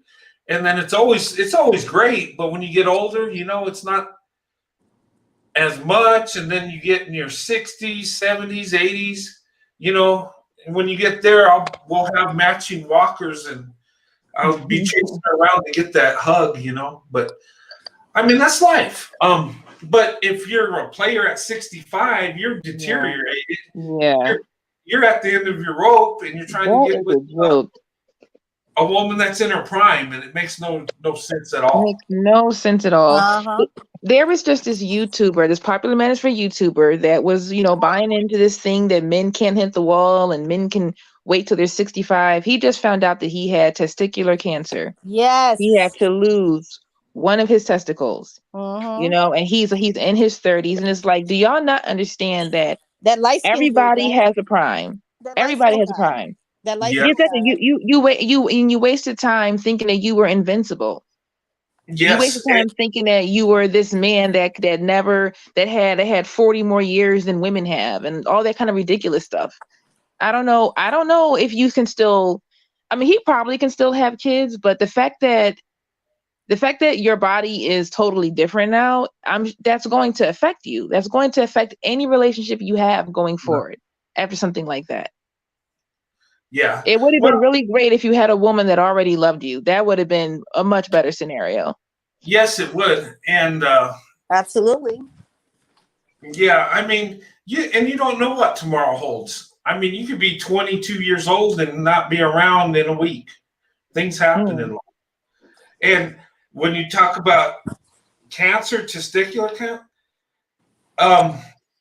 they said that, and this is a true statistic, that 1 out of every 2 men in their life will have some sort of prostate cancer. Wow. I didn't know it was that high. It is. It's that high. Because Wow. what happens when you get older, your prostate like grows, it gets bigger, and half of men will have some sort of cancer. Now, prostate cancer it's a cancer that's slow moving. They a lot of times can catch it early and take care of it. It's not like breast cancer that women have. It's very slow spreading. Yeah. But half of men will have it, and that's regardless of race. It don't matter what race you are. Yes. Half of us will get it. And And you know what? In my age, I get tested all the time because I've had uncles that have had it. And my grandmother is a survivor of breast cancer, and she lived to 92. So yeah, no, you can survive it. But what I'm saying is, life, like I said, when we hit our mid-20s, we start breaking down, yes. regardless of who you are. I mean, some individuals are stronger than others, but generally, as humans, we live a certain amount of time and we die. It's just, it's facts. In today's world, we live longer because we have more technology, better medication, better treatments. So, we live longer than we did years ago, of course.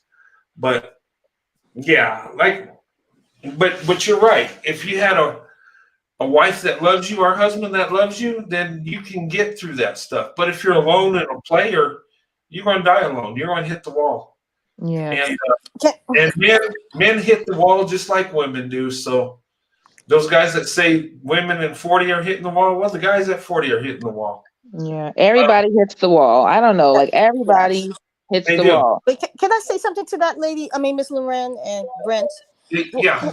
Women also, you have to put in account that women go through childbirth. We go through hormonal changes. So our body goes through a lot of trauma. So women, yes, and we're supposed to have a certain amount of fat on us because we give life. We bring life through our womb. So the fact of the matter, yes, women, our body does change because, like I said, we give life. It affects our hormonal system, everything. It's a lot of trauma on our body. So yes, we go through changes. And men sometimes, if they work out and take care of themselves, they can look I'll agree. They can look phenomenal for a long time if they take care of themselves. You're right. But women can look if they put the work in, they can look phenomenal as well. So yes. But my uncle, I'm a real quick story. I think I've said it on this channel or somewhere else.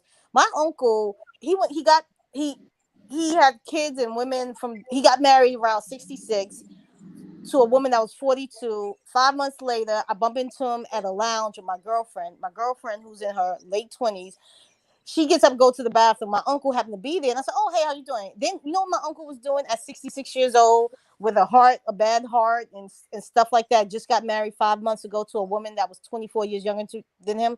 He wanted my girlfriend's number, and the purpose of the story is to illustrate that specifically Black males, men in general, they feel like I deserve a younger, beautiful woman, even though I'm 66. not only are your sperm count down, your penis might be working at 50% or less at this point. Let's be honest. Not to be vulgar.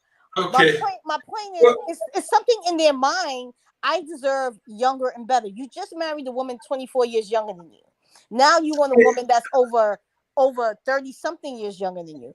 It's like nothing is never enough. And you just married the woman 5 months ago.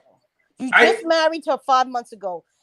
You just made a commitment, and I think is his first marriage, because he had made the other women baby mamas. And I personally think he married At her for one. 66, that was his first marriage. It's his first wow. marriage. Yeah, this is how a lot of black men do this. Some never get married. And his first marriage, and I think he married her. She's very attractive, 42, but she also worked in the medical industry. I think he married her because he wanted a nurse. He wanted someone to take care of him, not for love, not for to love and respect and to revere her and to uplift her. He married her because he wanted a nurse maid. Well, I don't know what she was thinking marrying that. I mean, I don't know what women, because I don't know if women really think that those are the kind of marriages that can last when you marry someone that's that much older than you.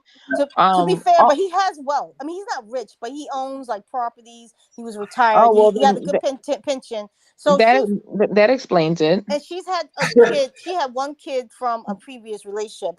But my girlfriend that I was with, she's Puerto Rican, and she's like a white-skinned Puerto Rican. So he felt like his beautiful 42-year-old black wife who loves him, take care of him, wasn't enough, even after 5 months of marrying her. He wanted a white-skinned Latino. It shows you this illustrates what black males value. He wanted someone younger, 30, younger than his daughter and some of his children, and two, also someone who wasn't in his image. So this tells you how superficial they are. Nellie says they just want a hospice nurse. They do. I read that. Prepared. It's true. No, you know what I think it is it's a midlife crisis. You know, an old life crisis. You know, we want to be young like we once were. I guess everybody, I think, goes through that a little bit. But everybody, all of us, people lose their mind over it and actually try to pick up on young women, and I'm sure there's women that do that too. But it just, you know what, you got to be in reality. I used to be attracted to older men. I won't lie to you. When I was younger, because obviously older men are more mature. They know what to say. They're not completely brain dead. But as men are when they're younger. But at the same time, I mean, there are some very 66-year-olds that have a lot of vitality. But my uncle had heart surgery, bad back, knees. He's 66 breaking is down. too close to 70. That's just like a complete senior citizen right there. Yeah, exactly. And I think, like I said, it's selfish reasons. Like you just got married 5 months ago. Why are you seeking someone even younger? You're not going to be able, even though my uncle didn't look horrible, he wasn't horrible looking, but he wouldn't have been able. And a woman like her. Oh my God, the generalizations again. Yeah. See, this is the thing about Jay Corona, guys like them. Corona. You could give them evidence. You could present evidence, physical, visual evidence, and Jay Corona 2000, guys like them, they want to hear what they want to hear. If it doesn't fit the narrative that they want, that the women are the problem. Gynocracy, feminism is a problem. That they aren't. They don't want. He doesn't want to be accountable for their actions and what they're doing.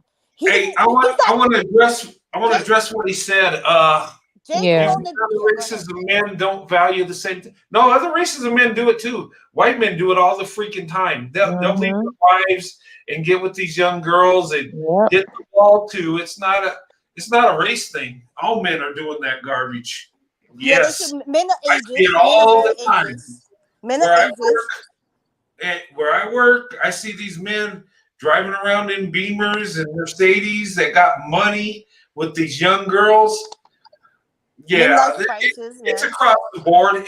But the thing of it is why would you go for that young girl? It's like, our buddy KS over there, you know, he talking about he's 52 like me and wants someone in their 20s. I mean, and he can have that. I mean, you're famous, you got it going on like that, okay.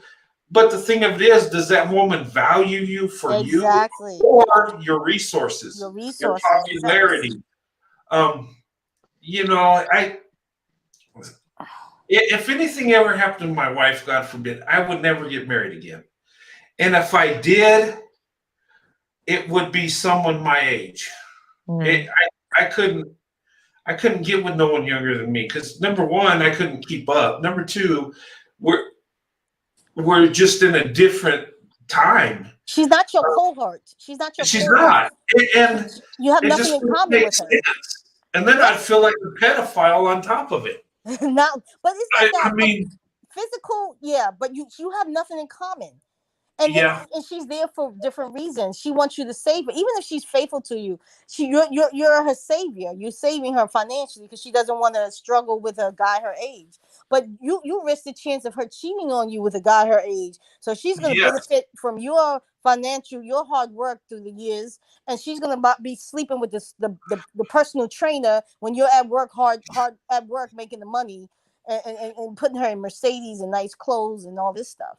She'll be sleeping with the personal trainer or the personal driver. And J Corona, it's not that like I don't know why you think it's all, you know, everything's a race thing. It's not about race. Every kind of man does that, but it really doesn't matter. I mean, I don't know if men out here understand what it's like to be a woman. Sometimes I cannot tell you how many old men think that they can have a chance with you, that they're really trying, and you know, you don't want to be mean or anything, but you're just like, I don't, well, you know, you try to be nice, or you try to, like, you know, speak, like, especially if they like live in the same building as you, or you have to pass by them every day to go to work or something like that. I cannot tell you how many old guys really try to get with young women, and they really think that these women don't find them gross, or just don't. But young girls don't like old men, and that's just how it is. I don't know what you think. Has nothing to do with race. Young women of any race, no 20-year-old woman, no 19, 18-year-old woman wants to be with a 66-year-old man. That's just in her mind. I'm telling you, that's gross. She does not want to do that. Hey, Karina, I want to say thanks for the $5 sticker. You don't have to give me money, but thank you, sir. Thank you. Appreciate it. Thank you, Jay Corona. We appreciate you. But I'm not. I know I go on rants and I seem a little angry, but I like to vent and I get a little dramatic. But what I'm saying is that I agree with Loren. She's saying that no, I mean, in real life, a young woman would prefer to be with someone. And every older man is not completely gross, but some of them are gross. And I'm gonna tell you something about the Black community. What I do know, a lot of these older guys, they teach and indoctrinate these young boys to treat Black women or all women like crap. Like women, they go all gold diggers. They ain't nothing. So what happens? Those young boys treat the young girls really poorly. And what happens? So then what happens? That old guy, a lot of we call them old heads in the hood. The old heads go behind the young boys' back and then try to talk to that young girl, be like, you don't need these young boys. They're not going to treat you right. They don't know how to treat a woman. You need me.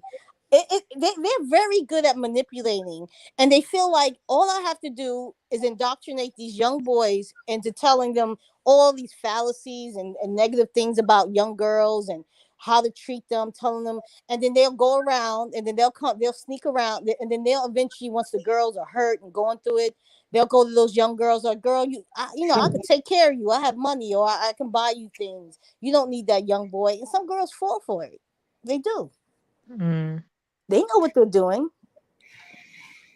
It's a hustle, boy. They'll do anything. I've seen women do that though. But there's women with younger guys. Yeah, I mean, there's women with younger men, but it's not. it happens that way too, but mostly I believe it's mostly women. That's what I see the most. I really Yeah. don't see a lot of young guys going with older women. Now, there are some guys that do like older women. I know with my case, I've always dated women that were like a couple years older. Ooh, you like the cougars? I'm joking. I'm joking. I mean, they're within the ballpark. Maybe the most 5 years. They're still in my age range, Yes. but I just, I don't know. I just found them more mature and stuff, and I've liked that. I mean, Mm, but yeah. I have this thing. I call it a curse. I always get young guys. Like sometimes I'll be like out and I'll this guy will be talking to me or we're just like chatting about something and he'll be like, "Yeah, I just had my 21st birthday last week." And I'm looking at him like, "20, you just had your 21st birthday?" Oh my God. So like Wow. I'm 33. You know, I don't really I'm not buying into that wall stuff at all. I do not think my life is over. I'm 33 years old. Like, are you kidding me? I still have plenty of time left. Yeah. But you like do.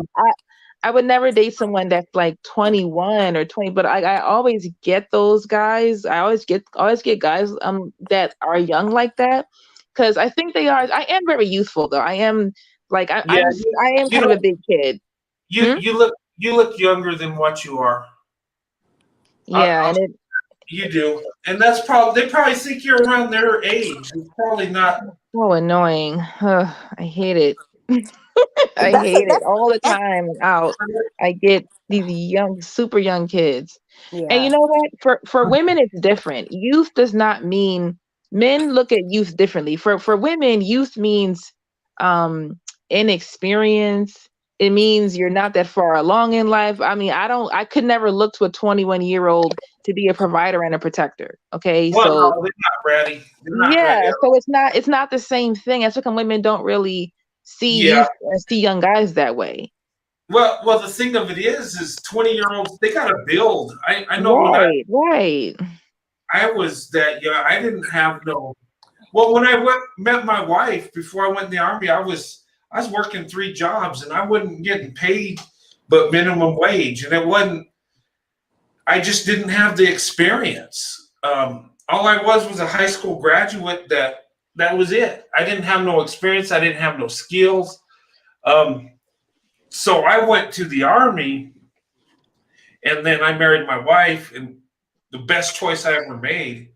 Mm. It gave me a boost in my career. I learned a skill, and it led to my job now, and it just I was able to provide for my wife and kids, and now me and my wife are living awesome. But when you're that young, you just don't have the experience. You don't have enough time to even get an education or learn a trade or nothing. So Yeah. yeah, you're right. You got to have somebody that's got something out there, and you know, I mean, by that age, they're not really all that used to the workforce. Maybe they had a job when they were 16 till then, but that's only what, 4 years.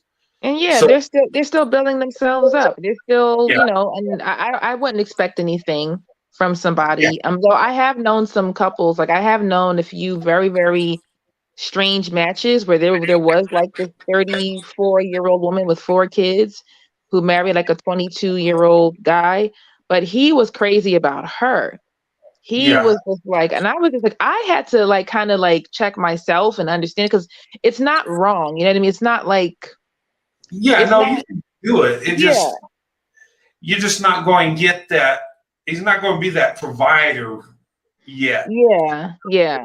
No, she was definitely the provider, but he wanted to be with her because she had 4 kids and he didn't have like a father, he didn't have like a family, and Oh, he just wanted to be in this big family, and he just thought that was the answer to his, and he was just like it was like he was one of the kids. And I was yeah. like he just thought that was like the perfect scenario. So that worked for him. But I mean, if she wanted to handle that and he was okay with it, I'm like, okay, well, whatever. What I think doesn't matter. Those two wanted to do it, so I'm like, and he said that it kind of hurt him that a lot of people tried to talk him out of it because he was like, this is what I want. I don't understand how come people keep trying to tell me not to do it. This is what I want.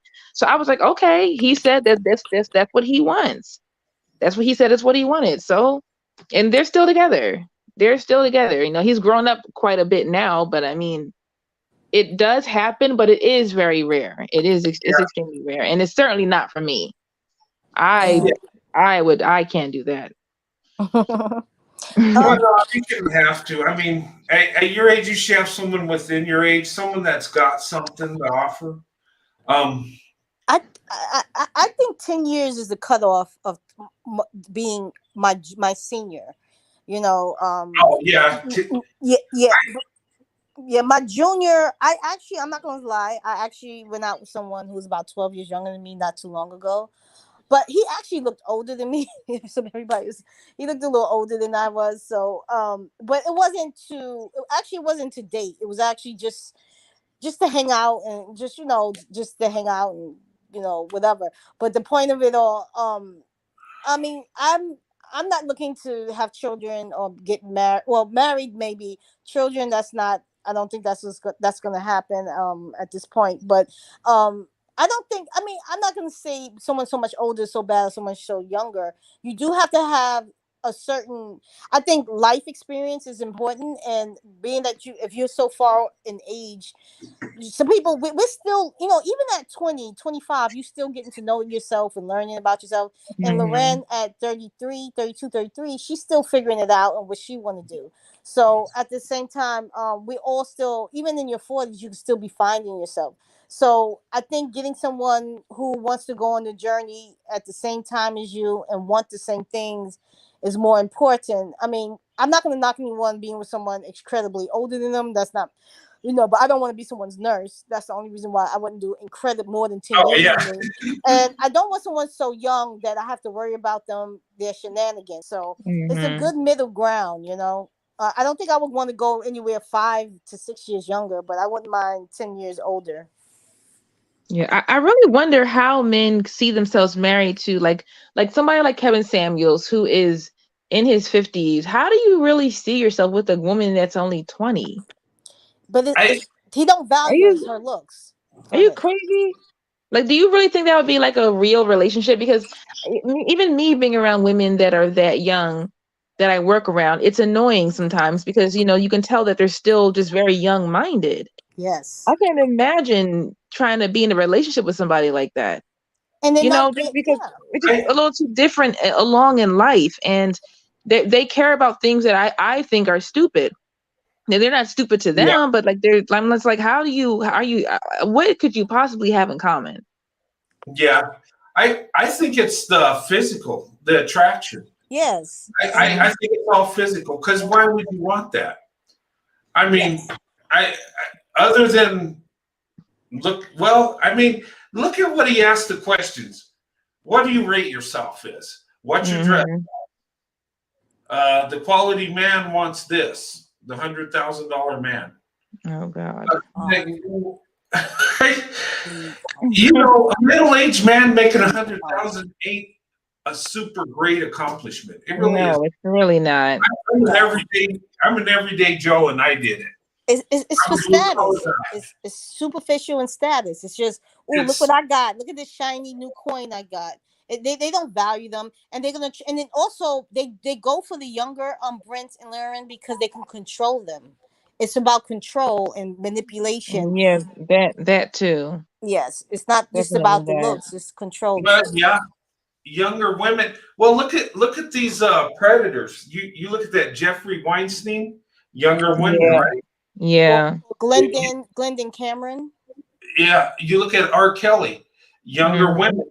You can control. I think you're right. I think younger women, they're more vulnerable.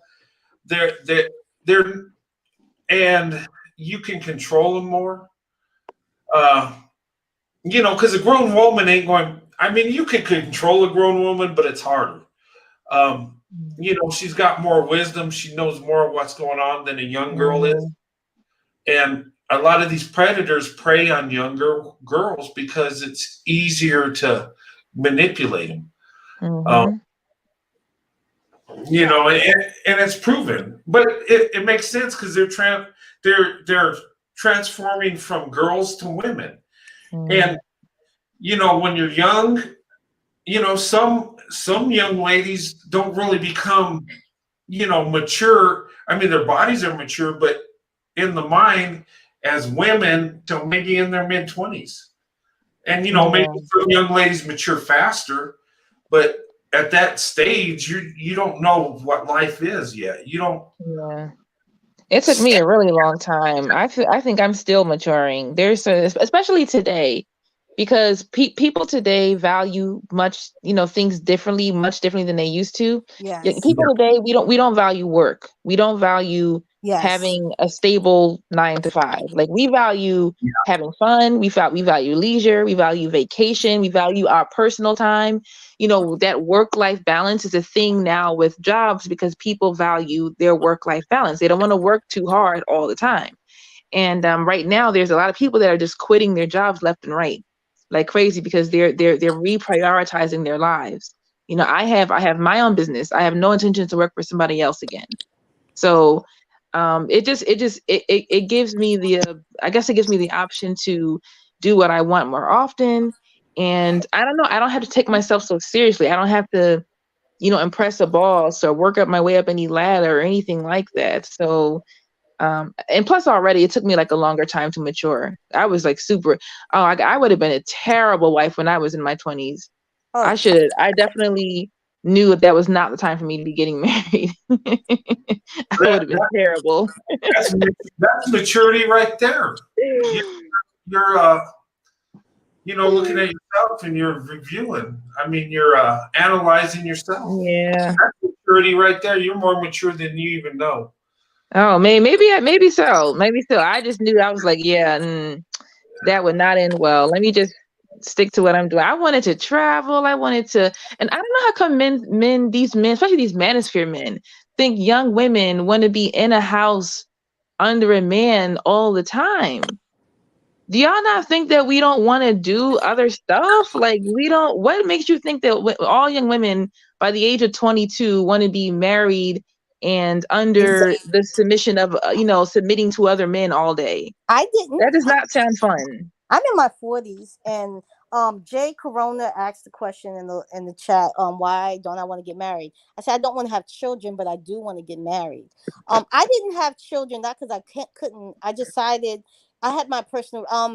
I didn't want children for a long time, not until I hit my 30s, and but by that time, I didn't find a mate that I felt was suitable to build a family with. So that's the only reason I don't. But I do want to get married, and I don't think I'm going to. I don't think. I mean, I'm in my 40s. I don't know. I could have a child. It could be possible, but I don't know if I want to do it.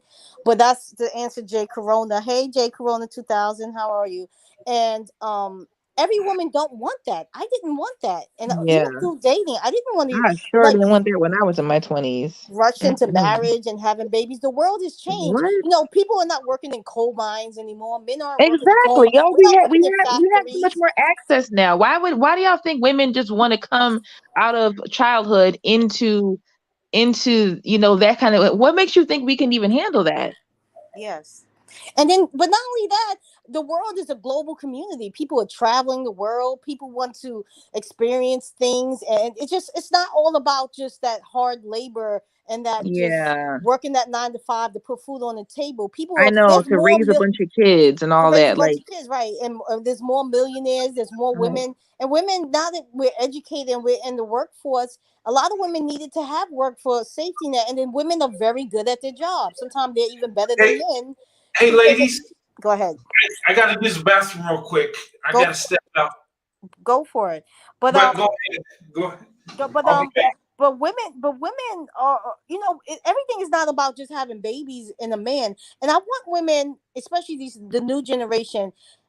I would, if I had a daughter, I would teach her not to just focus on getting a man and having a family. I think a lot of emphasis.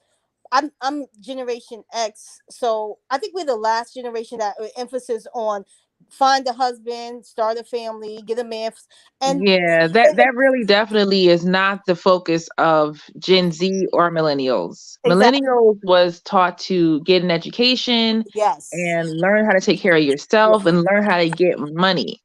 And that is what our focus has been. And Gen Z is on that too, but Gen Z is getting married. Gen Z is a very young married generation. I would say that about them as well. Bitch, Because this, especially the swirlers and the divestors, these young black girls are 21, 22. They're getting married really young, but they're getting married to much better quality men. yes. Because like I said, they have what the older generations didn't have, and that was the information, and they know how to do it. They know the men to avoid now. They're not looking at black men thinking, what about the black community? That's the last thing on their mind. So they're not getting played like that. They're getting married to high value men, to high quality men.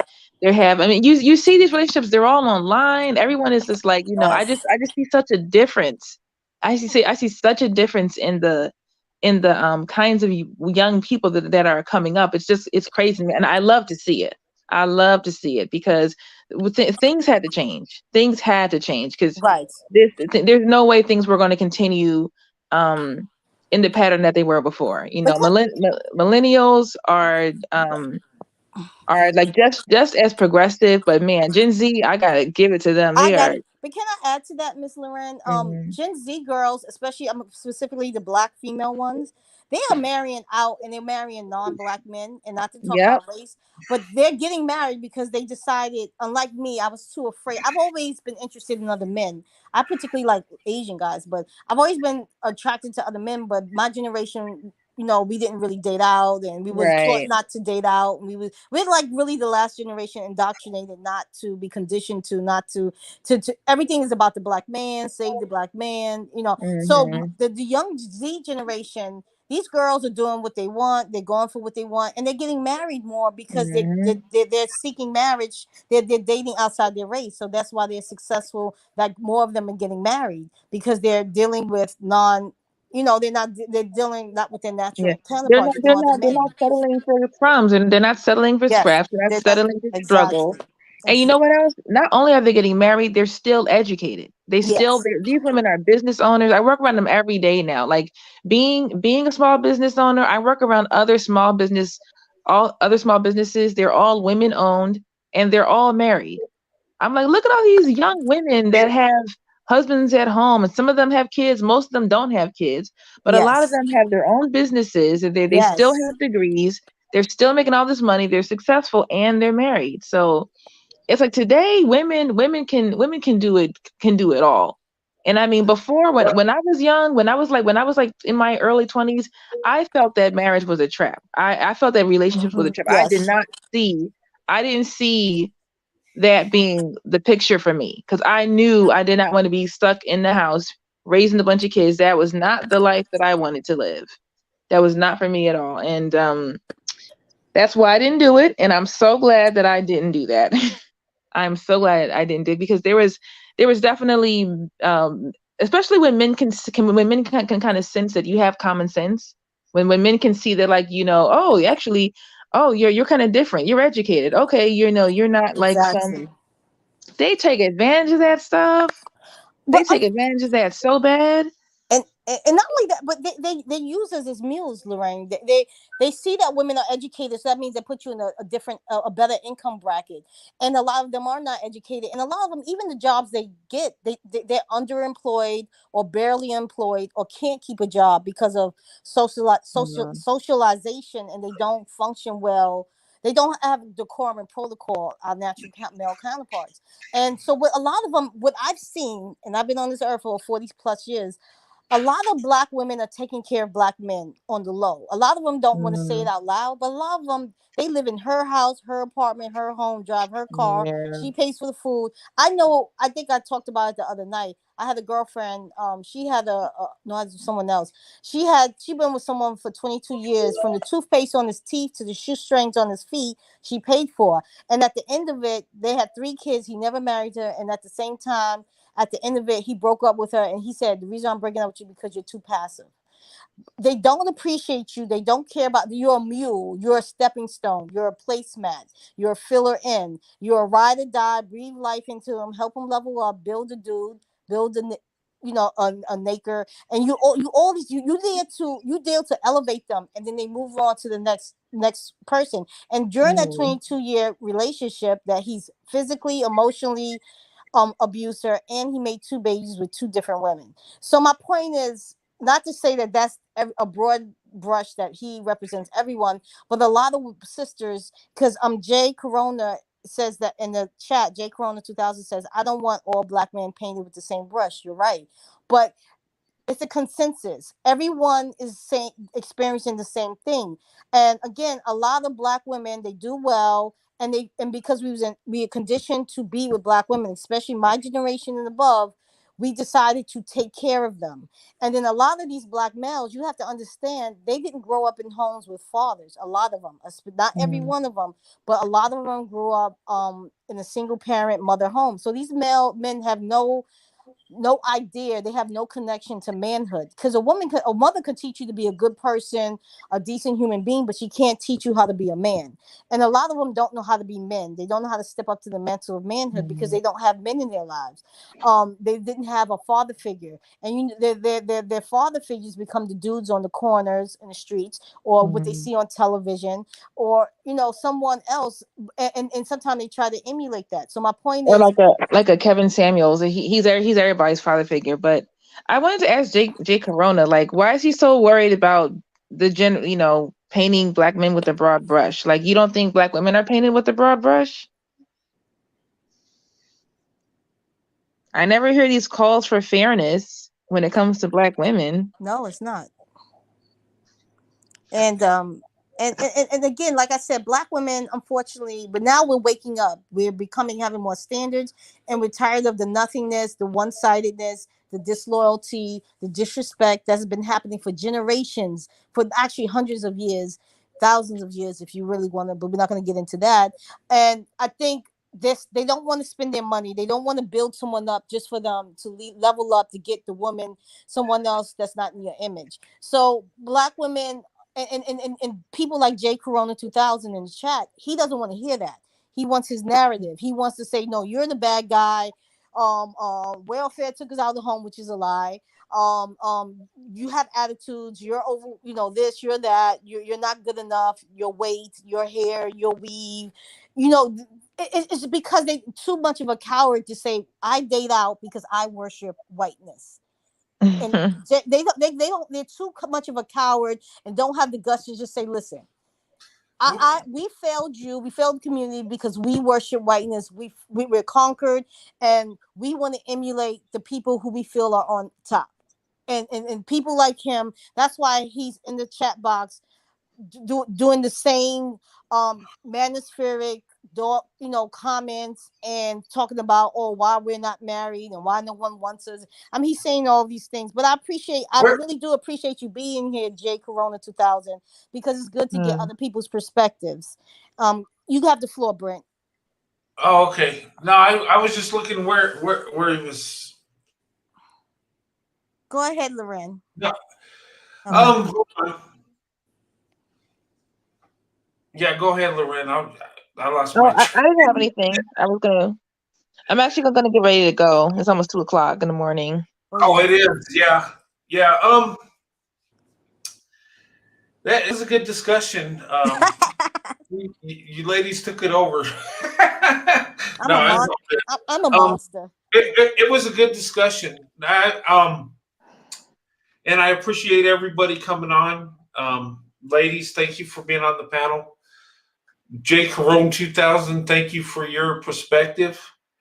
And thank you everybody for coming on. And I don't mind difference of opinion. My thing is when I did this live tonight, I just wanted to kind of bury the stereotypes, the generalizations, and we all have them on us. We all, we're all looked at differently from different types of people. And my thing is the reason I kind of got into this is when I see people going in on interracial dating and marriage when it seems kind of lopsided to one group. It seems like the swirling gone wrong is the Keisha Brad combination. I never seen them do one on Tyrone and Becky. Yeah. You know, I mean, but it is what it is, you know. But you know, I would tell people, you know, open up your options, date who you want, find out if that stereotype's true or not. Find out what that person's like. You might be surprised. Might not be what you've been told. Um, Hey, Brent, can I ask you a question? yes. Being that you've been married for so long, well, can you say any stereotypes that that are true that you've heard? No, that's a good one. From what? I I don't mean, know, like what other? I mean, because there's lots of stereotypes about Black women. Like, do you think that like any of the stereotypes you've heard are are are accurate or true at all, like about your wife or about Black women in general? I think most of them are not true. Mm. From what I've seen and the Black women I've been around. Now, in my community, I would say my community is mostly white and Hispanic. And I've lived in that. Black people make up 2 to 3% of the population.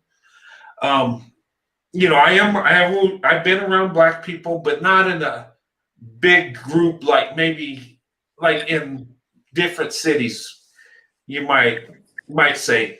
But the loud Black woman, I really haven't seen that except in movies and stuff. There was one woman like when my daughter was in high school when she was on the dance team. When we go to football games and watch her perform, you know, there was this one Black lady that would get loud and act crazy, and she was kind of over the top. But that's about the only one I've seen like that. But stereotypes, some are true. I mean, you know, like me, I like hockey, and I'm a white guy. That reaches a stereotype. Mhm. What else is there? I don't know. There are some that are true, but with Black women, I haven't really seen it materialize. That it's been a rare thing. Now, the image that the media does portray sometimes is Black women being professional. You see them in movies like, you know, making partner in a big corporation. I've seen professional Black women. I guess that could be considered a stereotype, but that's actually factual. Mhm. Educated Black women, I know a lot of Black women that have degrees, master's degrees, real highly educated. Yep. My daughter's got a master's degree, and she's 26, and she's a psychologist and married. Like you're saying, some of these young kids are getting married young. My daughter did. Mhm. My daughter and my son-in-law were very young. He was in the Air Force. He had a job, and they loved each other. And I kind of cringed because my daughter was in college at the time, and I was like, "Oh, you know, I want you to finish." And you know, she did, but she's one of the, I would say, more of the exception than the rule because Mhm. I mean, she was in the honor roll all through school from kindergarten to high school. When she went to college, she went to University of New Mexico State, Arizona State, and most of her college was paid for on academic scholarships. She was on the dean's Wow. list at all these universities. So Wow. she's almost like a Condoleezza Rice type. You know, she's just very smart. I mean, beyond most people.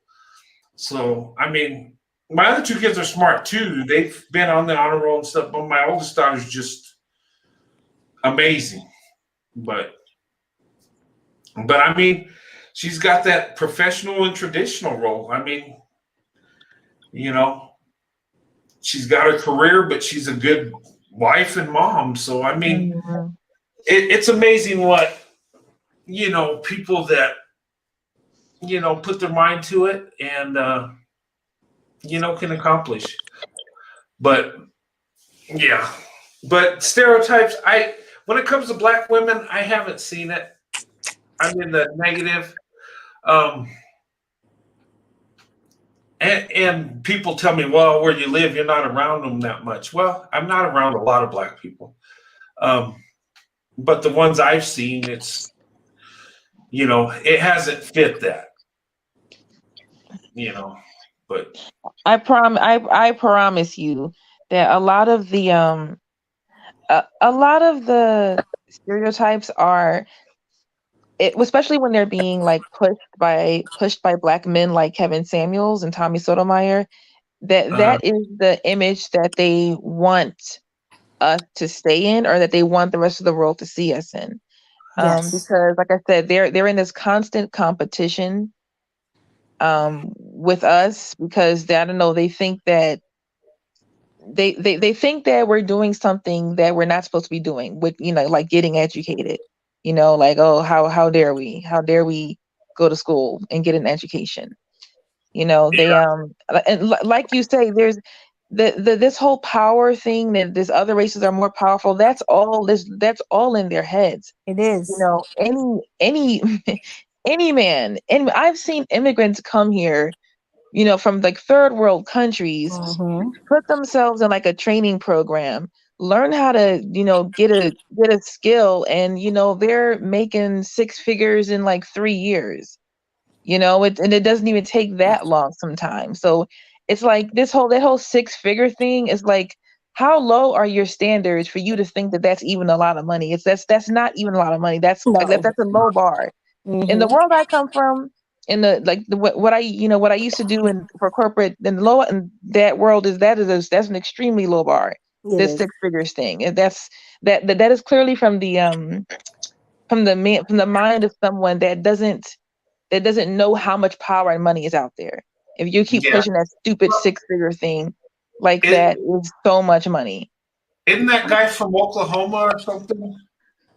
Kevin Samuels? Yeah.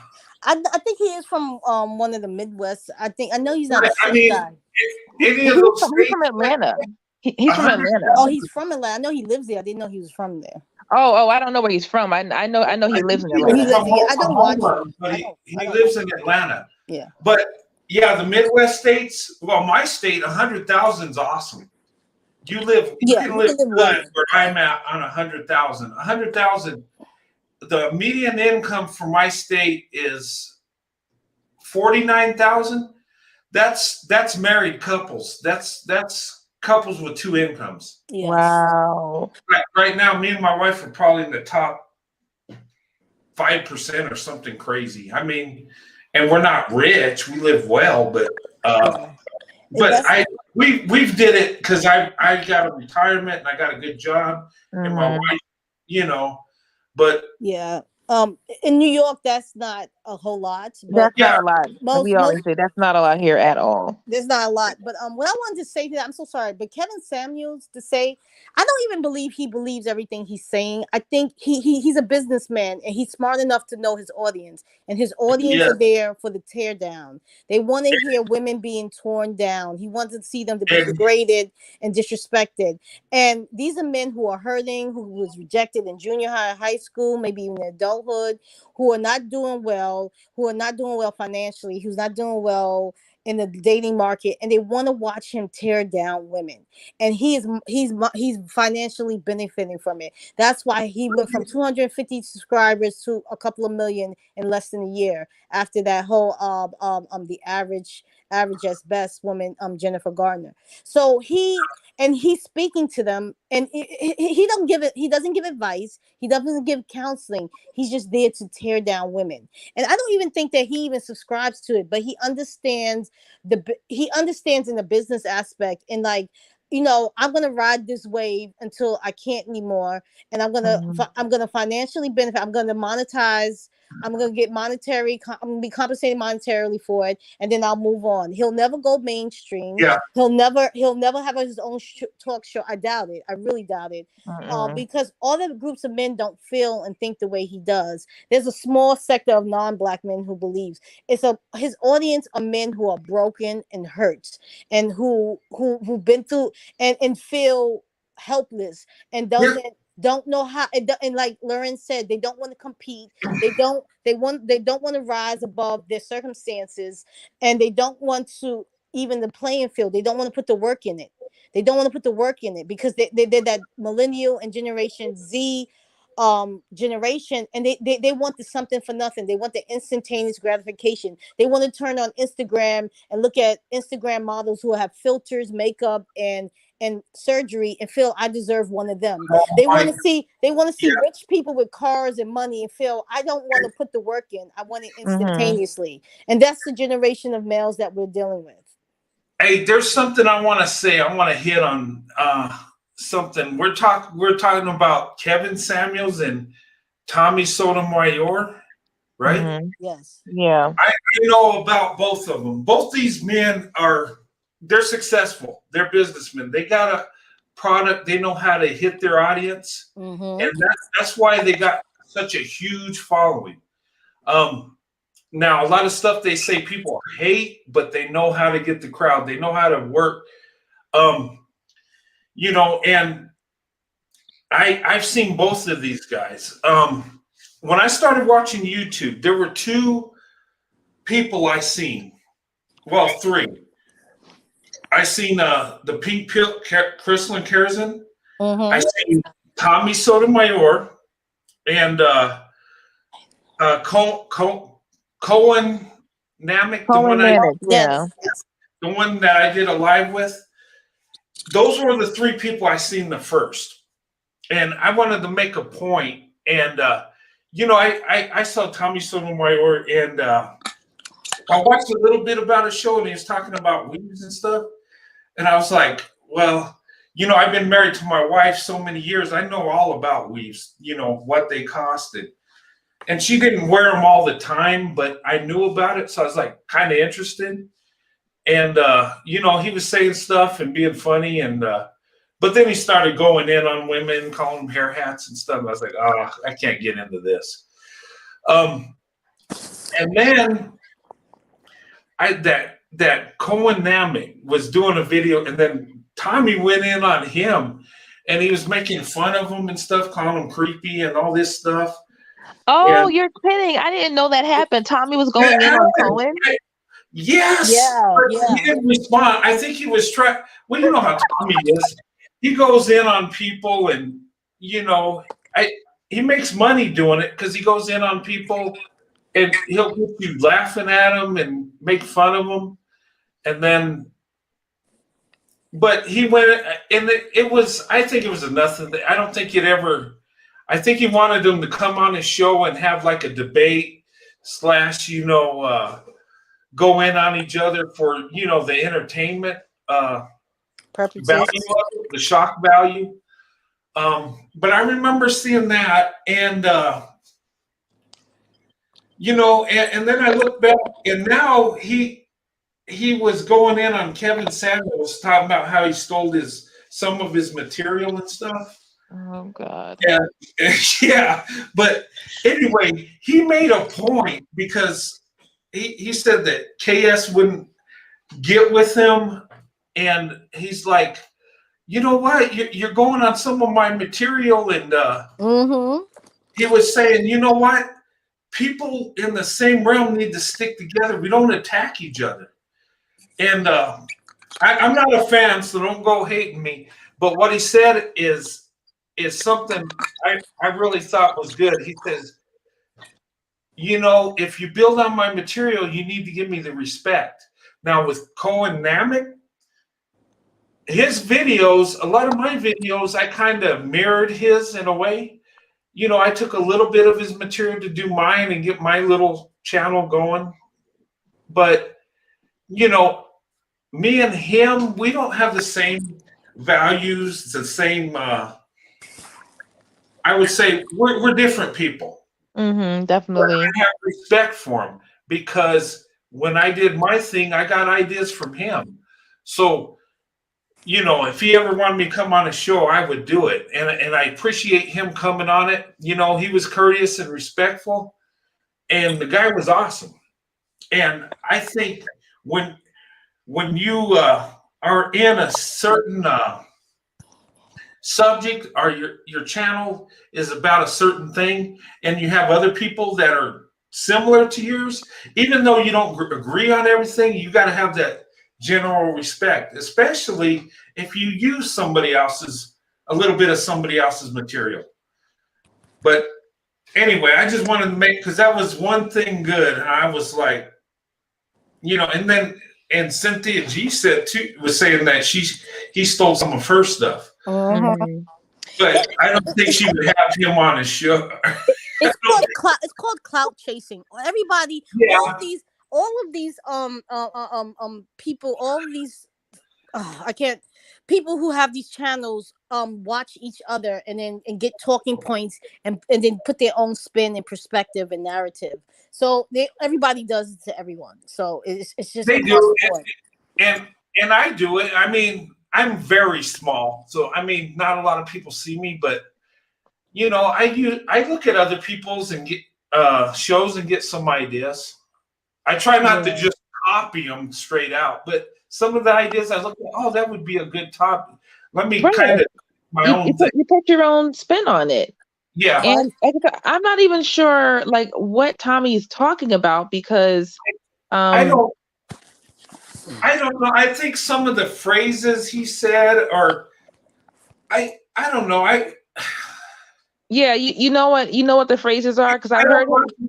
Yeah, I don't watch enough to know. I mean, I do. Yeah, I don't watch him at all. I can't stomach him. I can't stomach him. But I remember him saying like in a clip. It was like somebody made a clip of it, and I saw like the phrases that he was talking about. The stuff that he's like fighting that he said first was just like something real. I'm not even gonna repeat it because it was just like something that I'm just like, that's what y'all are fighting over? Who said that first? Like I'm trying to figure out how Kevin Samuels thinks this is going to go mainstream. Do you really think that you can repeat those things on like a nationally syndicated television show that with paying advertisers? Seriously. I don't know. He was saying that he was a fan too. I don't know. But the point I liked what he said is if you're in the same route, you lift each other up, you respect each other. But that doesn't happen in the manosphere at all because there's nothing but infighting in there all the time. Yes. I don't know if you're familiar with all those different channels, but they literally infight there's always one YouTuber against another. Like every week there's this one podcast, Fresh and Fit, that just I hate them. Oh my God. They finally just calmed down with some infighting they just had with another YouTuber manosphere channel. Like they literally fight all the time. I don't know what they're talking about. No, you don't. There's a never-ending civil war in the manosphere. Never-ending civil war. So what else could you expect from a group of men that unite over, that come together for this call? I don't know, whatever this is supposed to be, this anti-women hate cult. What sort of lifting up would come from what sort of positive good things would come from something like that? Yeah. No, what did he say? He said hair-hatted hooligan, act like a fool again. Yeah, I heard him say that. Yes. Yeah. I'm just, and what's the thing about weaves? Why do people get so crazy about it?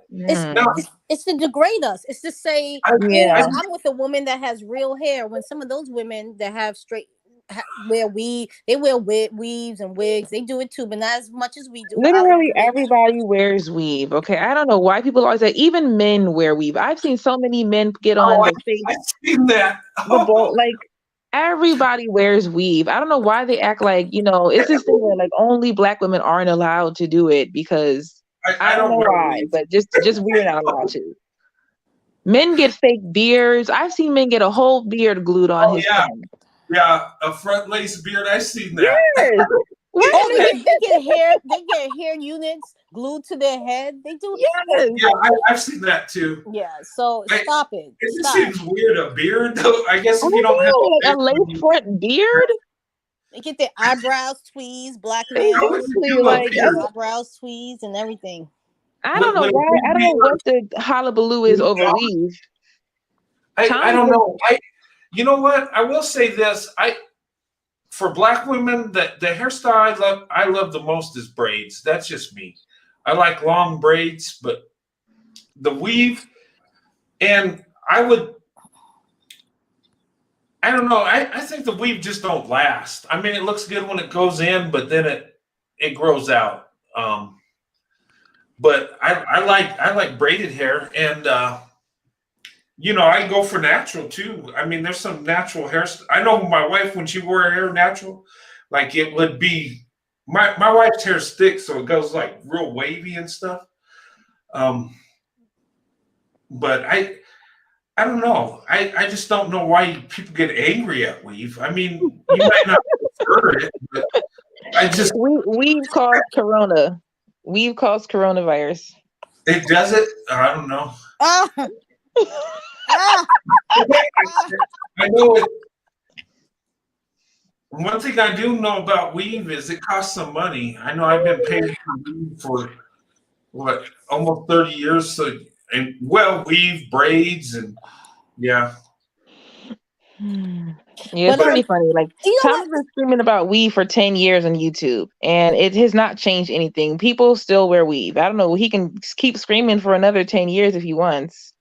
the Nobody thing cares. these guys are broken men. They really are. They're just broken, and they're been monetizing and benefiting off of tearing down women. But look at the music. It's been like that for 30, 40 years. They've been degrading, demeaning us. So it's not a surprise to me. And then now that black women are now responding, and we're no longer caping a lot of us anymore. We're no longer giving this one-sided loyalty. We're starting to have standards. They're in the uproar and they're angry. So this back and forth, this divisiveness is, I mean, I hate it, but at the same time, I'm happy that black women specifically are waking up to them and learn. And now that they're being, it's a okay. They're getting the green light to explore their options, explore other men. And I love, and that's the only positive benefits, to explore and go where you're loved, go where you're celebrated, go where you have peace, and you're not in struggle love, you're not one-sided love, you're not in because black women, I'll be honestly, I feel like for a lot of us we've been in such a bad situation. We're in a unique situation that no other women on this planet are dealing with, and we became so accustomed to suffering and abuse, and we don't know how to identify it for a long time. We didn't know how to get out of it. We thought that we were supposed to stay there, but then also with that happening, it forced us to be independent. It forced us to be the most educated. It forced us to be go-getters, to be entrepreneurs. It forced us to rise above it. Unfortunately, our natural counterparts are part of the problem, or part of the issue, and we're rising above it, and they hate it, and it's forcing them to take a look at themselves, and they hate what they see, and so they have to, they just have to tear us down. They have to project, and they have to deflect on us to make us feel bad about our hair. I have kinky hair, you have kinky hair. I have dark, my skin is melanated, your skin is melanated. It's the same. But like I said, the treasonous behavior, it forced us to, this is an awakening for black women. And I'm happy that it's happening. I'm glad that especially this millennials and Generation Zs are exercising their options and exercising their options and going out. And I love it. And I wish I was in this generation, to be honest with you. I wish I had the guts, because I did date a couple of guys. It was never turned into anything intimate or serious, but I dated other males, white guys, and I just didn't have I was always still worried about what other people think, specifically the black community. And I wish I was of this generation. Well, yeah, yes and no. I wish I had the guts at least then to go for what I wanted and what I liked, and instead of worrying about what my family and my community thought. See, Brent, you see what I always say, especially about some of some black women that just didn't have the courage to Yeah. go with it, go for it. Like how we have it today now. But Yeah. a lot of black women back then, we just didn't have it. And even though black men could date out and it wasn't a problem, and white women could date out and it wasn't a problem, as black women, you just have a little bit more like on your plate to consider before you just do Yeah. that. It was It, a heavier decision for us. yeah. And it's weird because black men and white women just get together like it's a nothing. Mm-hmm. I think they can get together easier than two white people, or even two Mm-hmm. black I think people. they belong I just together. think they're meant for each other. I think they belong Mm-hmm. together. I really They do. do. They're actually the same person. If you really if you really break it down, they're the same person. They really Mm-hmm. are. They both are accustomed to resting in their femininity. Now, I don't blame Becky. She's supposed to. She's a female. But the black males are resting in their femininity. They're both damsels in distress. They both are. They wallow in victimhood. They both are narcissistic because she's put on a pedestal, and black women, we worship, we stroke black males' egos and worship them. So they have a lot in common. They have, and they're together for superficial reasons again. So I believe they belong together. I can't wait till the divorce is official. I Wait, can't Mm-hmm. wait. I just want this divorce over with. Let's have it, and then we all could be friends. You know what I mean? I Like, there ain't, remember. there ain't gonna be no divorce. Black women are going to be mostly with black men, no, but the no, number will yeah. increase. You know what? You can't save all of us, Brent. A lot of them are going to stay in what they call Blackistan, but the rest, this new generation and beyond, they're going to exercise their I don't options. know. Yeah, I think that a lot more than a little are going to definitely leave, and a lot of black women who probably say they're not going to leave are also going to look at the other woman's situation, and then they're going to look at their own situation, and they're going to be like, maybe yeah, because I'm telling you that's what happened to me. I was just like, why am I still waiting for this over here, and I see them thriving over there? It hits every woman. Eventually, it will. Especially if she's not getting what she wants, she's going because women are comparative by nature. It's just what we do. So when she starts comparing those notes and she starts comparing lives, and that's exactly what we're doing. I'm comparing my life when I see white women with black men. And I'm comparing. I told you when I first moved to New York, I moved in with a couple. It was a black man and a white woman, and I know for a fact that she only rented that room to me because she thought that her husband was not attracted to black women. Yes. And when I tell you the struggle bus situation in that apartment was insane. I was like, I mean, we're in an apartment in Harlem. Oh, It's wow. it's it's a 3 bedroom, Okay. and they had 2 kids. All 4 of them stayed in the same bedroom because they were renting out the other 2 bedrooms to 2 other Oh people, wow! including me. She's the one that popped up at 5:30 in the morning every day to get the kids ready, get breakfast, pack the kids lunch, get their homework, get the kids washed, brushed, dressed for school. She's the one that ran off to an office job at Columbia University making $20 an hour as an administrative assistant. He's the one that stayed home all day. He's the one Oh, that just didn't do anything all day long. And I'm just looking at him like, if she's the one that has to get up and go to work, why don't you at least get the kids ready and get the kids to school so that that gives her a little bit more time for herself in the morning? Like, why is she doing everything? Mm. In the situation, I mean, I'm telling you, as soon as she left out to go to work, what's he doing? He's flirting. He's trying to have an affair behind her back.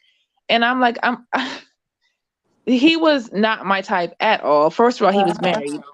But I'm just like, are you kidding me? wow! Your wife isn't. I'm renting a room here. I'm not here to sleep with nobody. I'm not here for any of that. I am not interested. He was a mess, and like those are the kind of situations that I see. She was stressed out 24/7. She was just one of those stressed out women that was always stressing, always running around, always something to do. She was just stressed out all the time. And I mean, they just had, very little money. They had one of those rent stabilized apartments in New York. And Yes. I mean, I'm like, dude, why don't you at least get a job or something? Like, why are you in the house? Like, he had a sweet deal. Yeah. He had a sweet deal. He could sleep all day and not do anything all day. I mean, she did everything. So these are the relationships that I compare. When I hear Kevin Samuels say white women are this and white women are that, I'm like, that's not what I see in real life.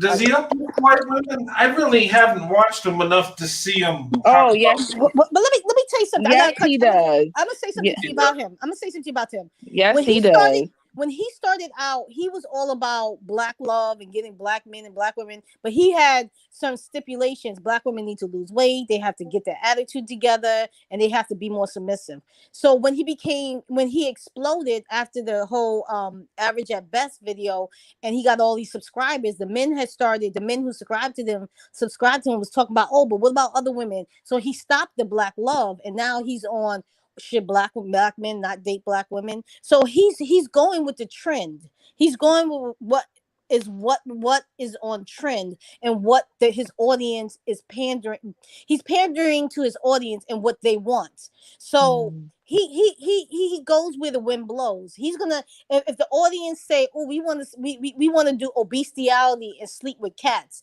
he will encourage men to date cats.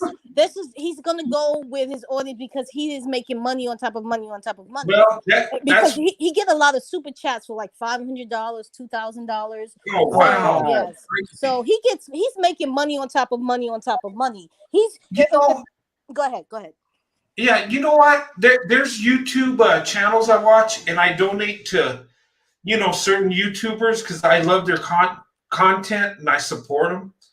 But 500, I mean, I'll give them 20 here and there. But exactly, I don't know about all that. I've seen Fresh and Fit get a $2,500 super chat when they were demeaning women. I've seen that, Laren. They got a $2,500 super chat.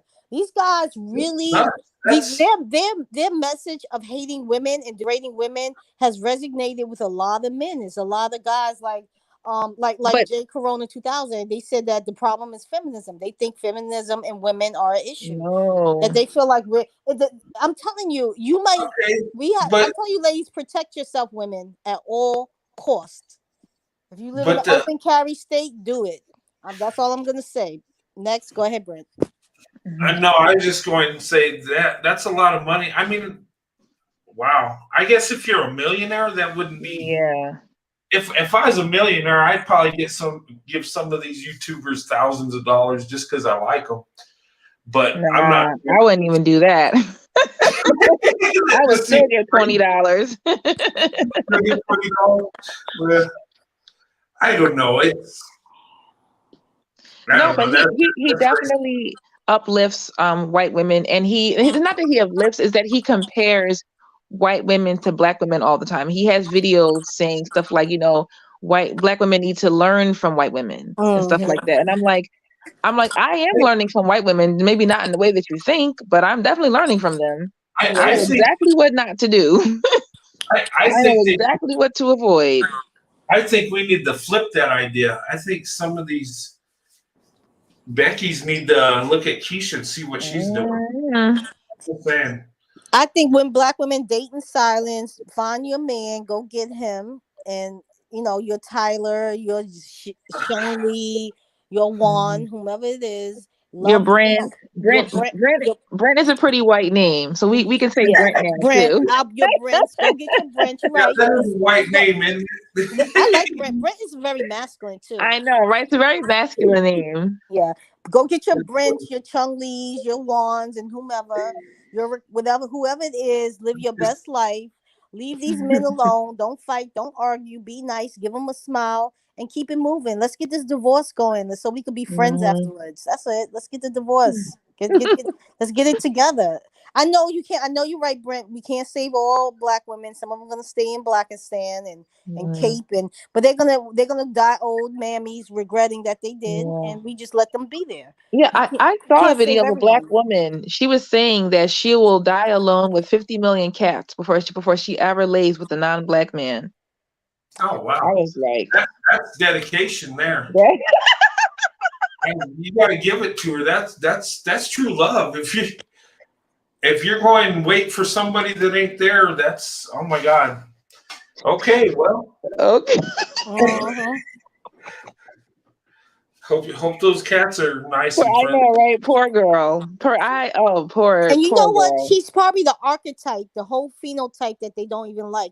Exactly. You know, she was dark skinned. Yeah, She had no Eurocentric features. She yeah, had exactly who they sporty wouldn't hair, date. girl. Exactly who they wouldn't date. Get And the it's heck out sad of that this here. is, and I feel bad because a lot and black men been doing this for so long. The males, I can't call them men, males. They always pick the light skinned girl with the most the phenotypical European, like close to the phenotypical features, the proximity, the whiteness, and they've been saying it with their chest. And I'm glad that all these beautiful melanated sisters and with African features are being with dark-skinned women like Sandy, are with beautiful white men, and being loved and told they're beautiful. I'm loving it. It just makes me so happy. I'm not Yeah. gonna lie.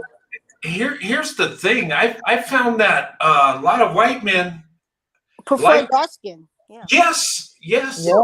I'm Yeah. not dark. I'm not dark skinned. But I'm not go out with my dark skinned girlfriends. I don't get a lot of play, and that's another reason why I have to be more assertive, Yeah. because I don't get a No, lot but of play from them. They only want my dark skinned friends. and you know what's weird is I never see. Here's the thing. I've dated black women from 16 till I got married, and I've only dated 2 white women my whole life, and I never thought about black women as light or dark skinned. I never really looked at it that way. I mean, a black woman's a black woman. I never looked Most at white people it. don't look at it that way. Most white people don't. Yeah. And the only time I did is when it was pointed out to me. Mm-hmm. When I was made fun of because I was told, well, when you go for a black girl, you go all the way. And I'm like, what? What are you talking That's so mean. about? No, yeah, But they do tend. I find that they do tend to gravitate to a beautiful, just more melanated. Yeah. I'm not saying it's Yeah. always, but they do tend to gravitate to Mm-hmm. melanated well, sisters. I think what it is that for white men, we don't see dark as ugly. We really don't. Mm-hmm. And this is the crazy thing. This is like a Twilight Zone thing. White men, we don't look at it as ugly, but black men do. What's going on? Yeah, Like black men black men do. no, I'm Why? not saying all, but there's a lot that do. So I'm like, wouldn't that be white supremacy? That yes, it is. It is. They're white But it's supremacists. it's not coming from white people. Mm-hmm. They're Weird. white supremacists. Yes, thank you for saying that. I appreciate it. Yeah. No, That's the real, but they'll call you a white supremacist for being with the black woman. You're the white supremacist, even though they're the ones that uphold the very principles and the foundations of white supremacy, and that dark the shades of the skin and stuff like that. The black men are the ones that uphold those. Yeah, things. they do. They value it more than even some white people. Mm-hmm. And the whole reason with the whole colorism thing is, and the whole thing with the skin tone, is because anything I keep trying to explain is that they value whiteness. Anything that's closer to white the proximity to white. Yeah, that is what they value, because they think that is how they compete with the men that they really respect and admire, which is white men. So they think the closer they can get to a white woman, the closer they are to competing with the men that they truly respect and admire. That's why they value whiteness so much, because really they just value white men. Yes, they do. They think that white men build everything. They think that white men, they think that they don't understand that you just work harder. they think that you're smarter. They think that you have all this power. They think you have all this stuff going on. When you've explained many times, Brent, how you were in the Army, how you had a whole career there. You retired. They gave you your job now. There, and you have a supportive wife. Yeah, you got to where you are not because you're white. That had nothing to do with it. But can I say Not something? just because you're white. Can You I got add there. something to this? I'm sorry. I got to say this.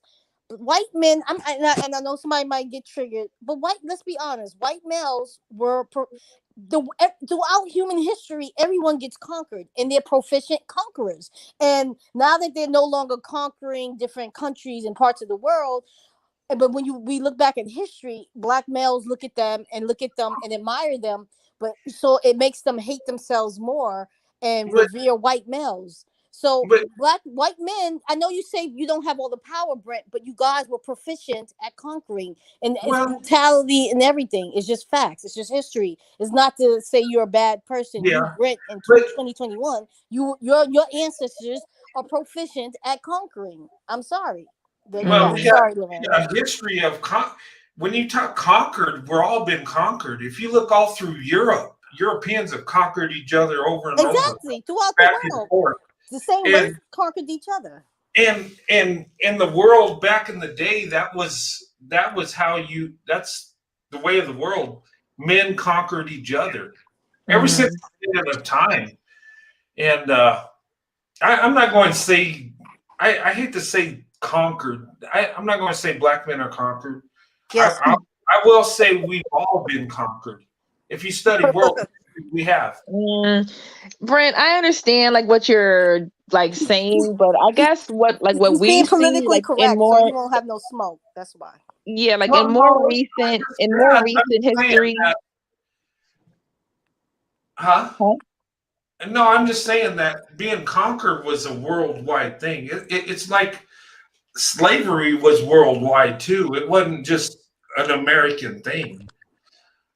But, no, it's not. But you have to look at it sort of, and I know this is probably like hard to do, but like you have to kind of see it from the perspective of a man that has never had power.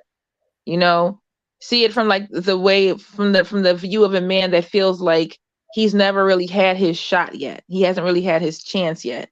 And from black men's perspective, they feel that they've always been like second, or they've always been, not on top. And they feel that other races of men are on top or have been in top in the past, at least, or at some point. Why do you think they always praise like the 50s and the 60s? During that era when housewives were in the house and men were working and making money and stuff like that, because they feel like that was a time period where men had the most power. And they feel like black men, they just feel like we haven't had that. We haven't had it like you had it yet. So it's like I said, they're comparing themselves with you, they're competing, they're trying to compete with you. No, they're not. Stop lying. It's just, well, they're competing with us. Yeah, they're competing with us. They're giving the image, the illusion that they're competing. I don't know, Brent. It's a little hard to explain because it's a little bit hard to explain because I don't know, black men, they're a little bit more complicated, it's recent history. It's a long ago history, but it's also recent history, and it's also from the perspective of men that feel that they have always been second class citizens. It's kind of like that. That's just how they see themselves. I say it at this point in time, it is all in their heads. There is no reason why they couldn't do anything they wanted to do today because nobody's stopping them. Nobody's stopping them. Nobody, but no one's stopping them, but they've given up. They laid down. They said, I'm not going to try. I'm not going to do anything. I'm oppressed. They wallow in victimhood. Yeah, this is constant wallowing in victimhood, and he won't let me do this. This mystical white man is not letting them do stuff. And it just gets them, sink them in a deeper hole because this proverbial, the white man is stopping me. And it's not. They're stopping themselves. Yeah, nobody's stopping them. It's in their heads. I think you're kind of onto something. I guess victimhood, because I heard like Umar Johnson was talking, and I looked on a video, and he was saying he was telling black people, those of you that made it is because white people let you make it. Like, as if we're standing over, okay, we're Oh, not God. tired of See? racism, so we're going to let one or two of them be successful, but See, we're going to suppress the rest. but No, see, he said that. I'm Oh listening to yeah, him, because God. right? because And they're he says, yeah, these white people come in and eat your food and act like your friends and then run up to the suburbs and make fun of you. they're I'm just they're the kings of excuses and and I'm victimhood. like, The you know kings, what? KAGZs No, of but excuses. I mean, I'm not saying what bothered me about that was like, not that he said that white people are like that. Okay, if you believe that, that's fine. But you're giving a group of people an excuse.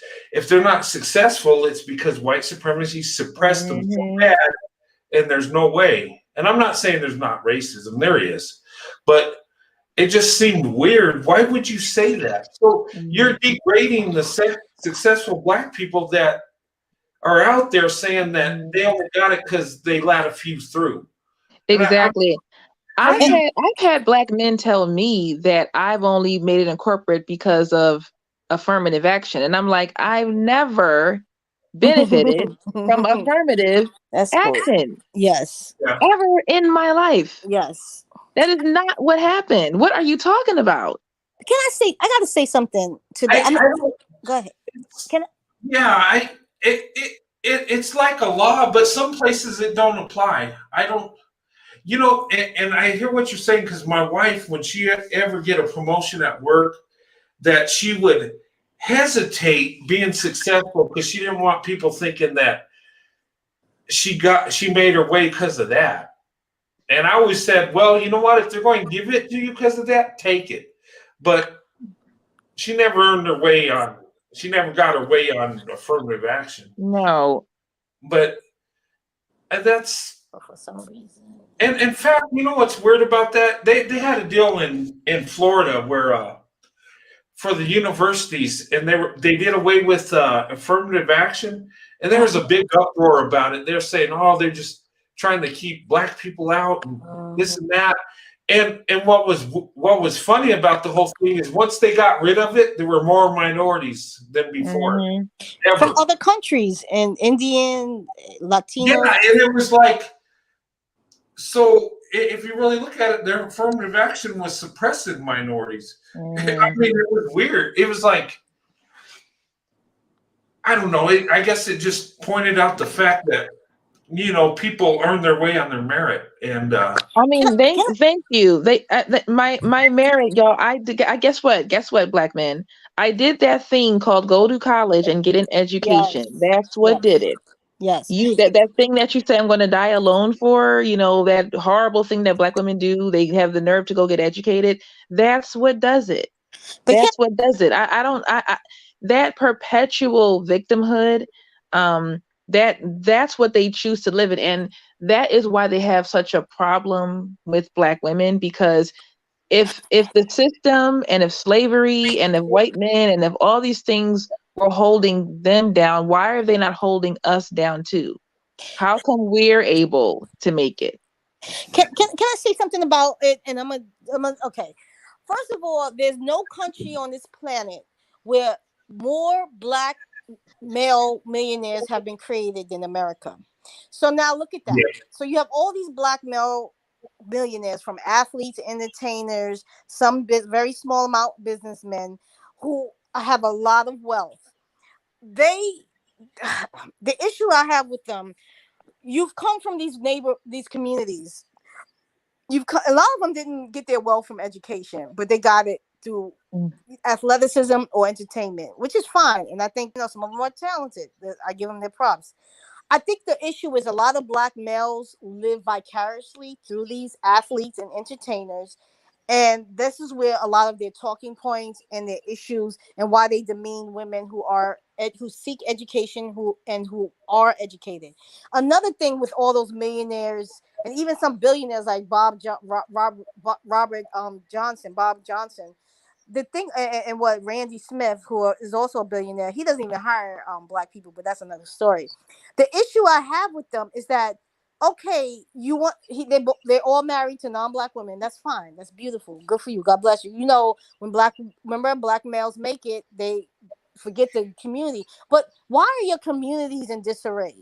Why can't you get together, put your wealth together, and help create jobs, create infrastructure, create businesses, hospitals, things in our community that will benefit their community and people in their image? They don't do things. It's the me, myself, and I. And again, it's like it's the deflection, and it's living vicariously through these people. So they demean education, they demean women, they demean education, and they say, you know, they're it, it's like they're new money. All right, so Kevin scams them. They feel $100,000 or better. It's new money for them. They're new money. They're not old wealth, generational wealth. So it's new money. The athletes, the entertainers, and the ones that are making six figures or more, and it's new money, and they want to look down. They want to feel like, yeah, I'm gonna look down on everybody else, specifically black women. They don't really come for white males because, like you said, they worship you. They worship at the altar of whiteness. I don't know They about do. worship. They do. Listen, Grant, you can laugh, and I know you have to be neutral because of your channel. You No, know, but I'm just.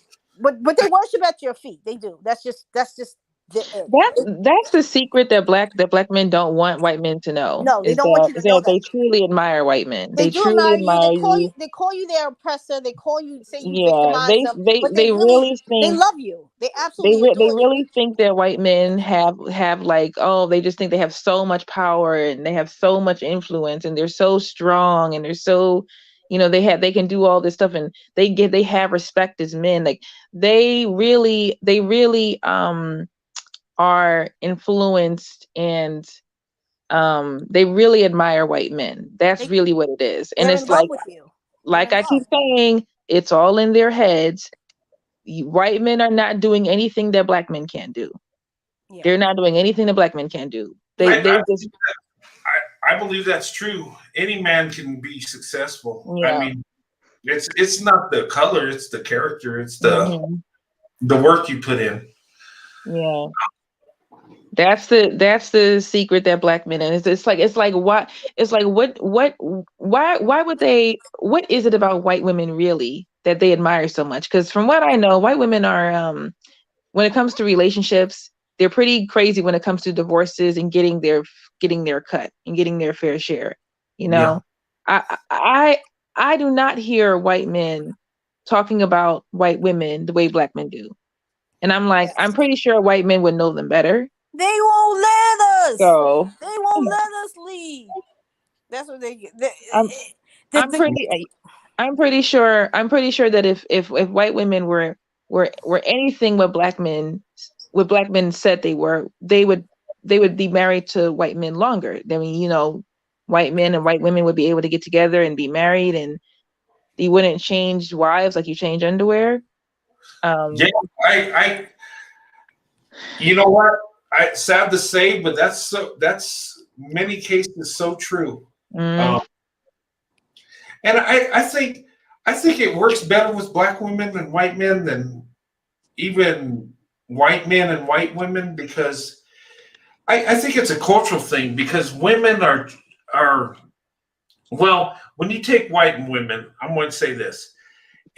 If they're in the upper middle class and higher, they're expected to be taken care of. And mhm, you know, I would tell black men, you want to get a woman that's in that realm, you're going to have to pay for it. You're not just going to walk in and she's going to jump your bones because she thinks you're attractive. I mean, there'll be some that'll experiment with you, but to actually get a wife, you gotta be that provider most of the mhm, time. And you know, it's just a cultural thing. I mean, we as white men, we pamper our women. We really do. We mhm, treat them like princesses. you And act like men. I've done that with my daughters, and my son I'm tougher on, mhm, because I expect them to be tough. And you know, and as they grown up, my kids are adults, but when my son comes home on leave from the army, he always takes care of his sisters. You know, he buys them stuff, he looks out for them. Well, my kids love each other, but my son's been like a protector of them, because when they were little, I said, you better protect your sisters, and if you don't, we got a problem. And he did. He was, and that's just our culture. And with women, we treat them like princesses. So when they get married, they're expecting to be that princess. They're expected to be taken care of. And with my kids, my thing is they can date and marry whoever they want. I don't ever put a race on them, and I couldn't, because I'd be a hypocrite because my wife's black. But my daughters have told me something interesting, that they're not interested in black men. And the reason they say it is because they're too aggressive. They're too, and in the way they see me, how I treat my wife, they want that. Does that make sense? Oh, yeah. And I would say to a black man, if you're going into that, you got to come with love and respect, and you got to actually have something to offer. And it's not a racial thing that the white man is not going to let you in because you're black. Most white men will, if you give him respect and he trusts you. If the father trusts you, you're in. You're in. But you got to have some substance. You got to have something going. But that's just my spill on it. But that's how our culture is, and that's how we. And with my daughters, they've been raised that way. But with my wife, we got an extra dynamic. They're highly educated too, so they can go in that professional mode also. And I think that's what black women bring to the table. Well, with my marriage, when we're talking, bringing stuff to the table, because I know, I hear these YouTubers telling these black women, "What are you bringing to the table?" But us as men, white men, what we expect is just love us, just love, be loyal, and look pretty. You're in. I mean, but the lower economical white families, the woman does work with the man. She has to. Oh yes, I mean, all Caucasian people are not rich, and we don't. Right. But they do they? They're not rich. And not all white people are racist. Do they have privilege? Yes, but they're not racist, and they're not all rich. And like I said, hard work. And the problem is, if in our communities, if one gender is working hard and the other isn't, it's a problem. And we live in a patriarchal society. The whole world is all over the world. Every religion, every continent is a patriarchal society. If the males are not doing what they're supposed to doing or competing in modern day times, of course a white guy is not going to want their daughter to bring home the man who the world sees is doing the least and doing the most destructions and destructive behavior towards their own communities, their own continent, their own women, their own children. No one wants they're looking at you. No, you don't represent the collective. But why would they want to give you a chance when you have a horrible track record of your nothingness and doing nothing and being and not doing the right things, even when you've been afforded opportunities? You have millionaires in this country. You can't say you're oppressed. You have exactly. Nobody's oppressing black men. No one's at this oppressing point. them. No one's oppressing them. I remember this one white lady. She has like 4 kids. All of them are half black children by like 2 different black men. And she decided that now she's ready to be with a white guy. Yep. And so I was like, sis, it might be a little hard for you to find a white guy that's going to take on. It's going to be hard for her to come back home. I'm telling you, white men are on code. You got a lot of kids. White men are on code. They're on code, and they feel like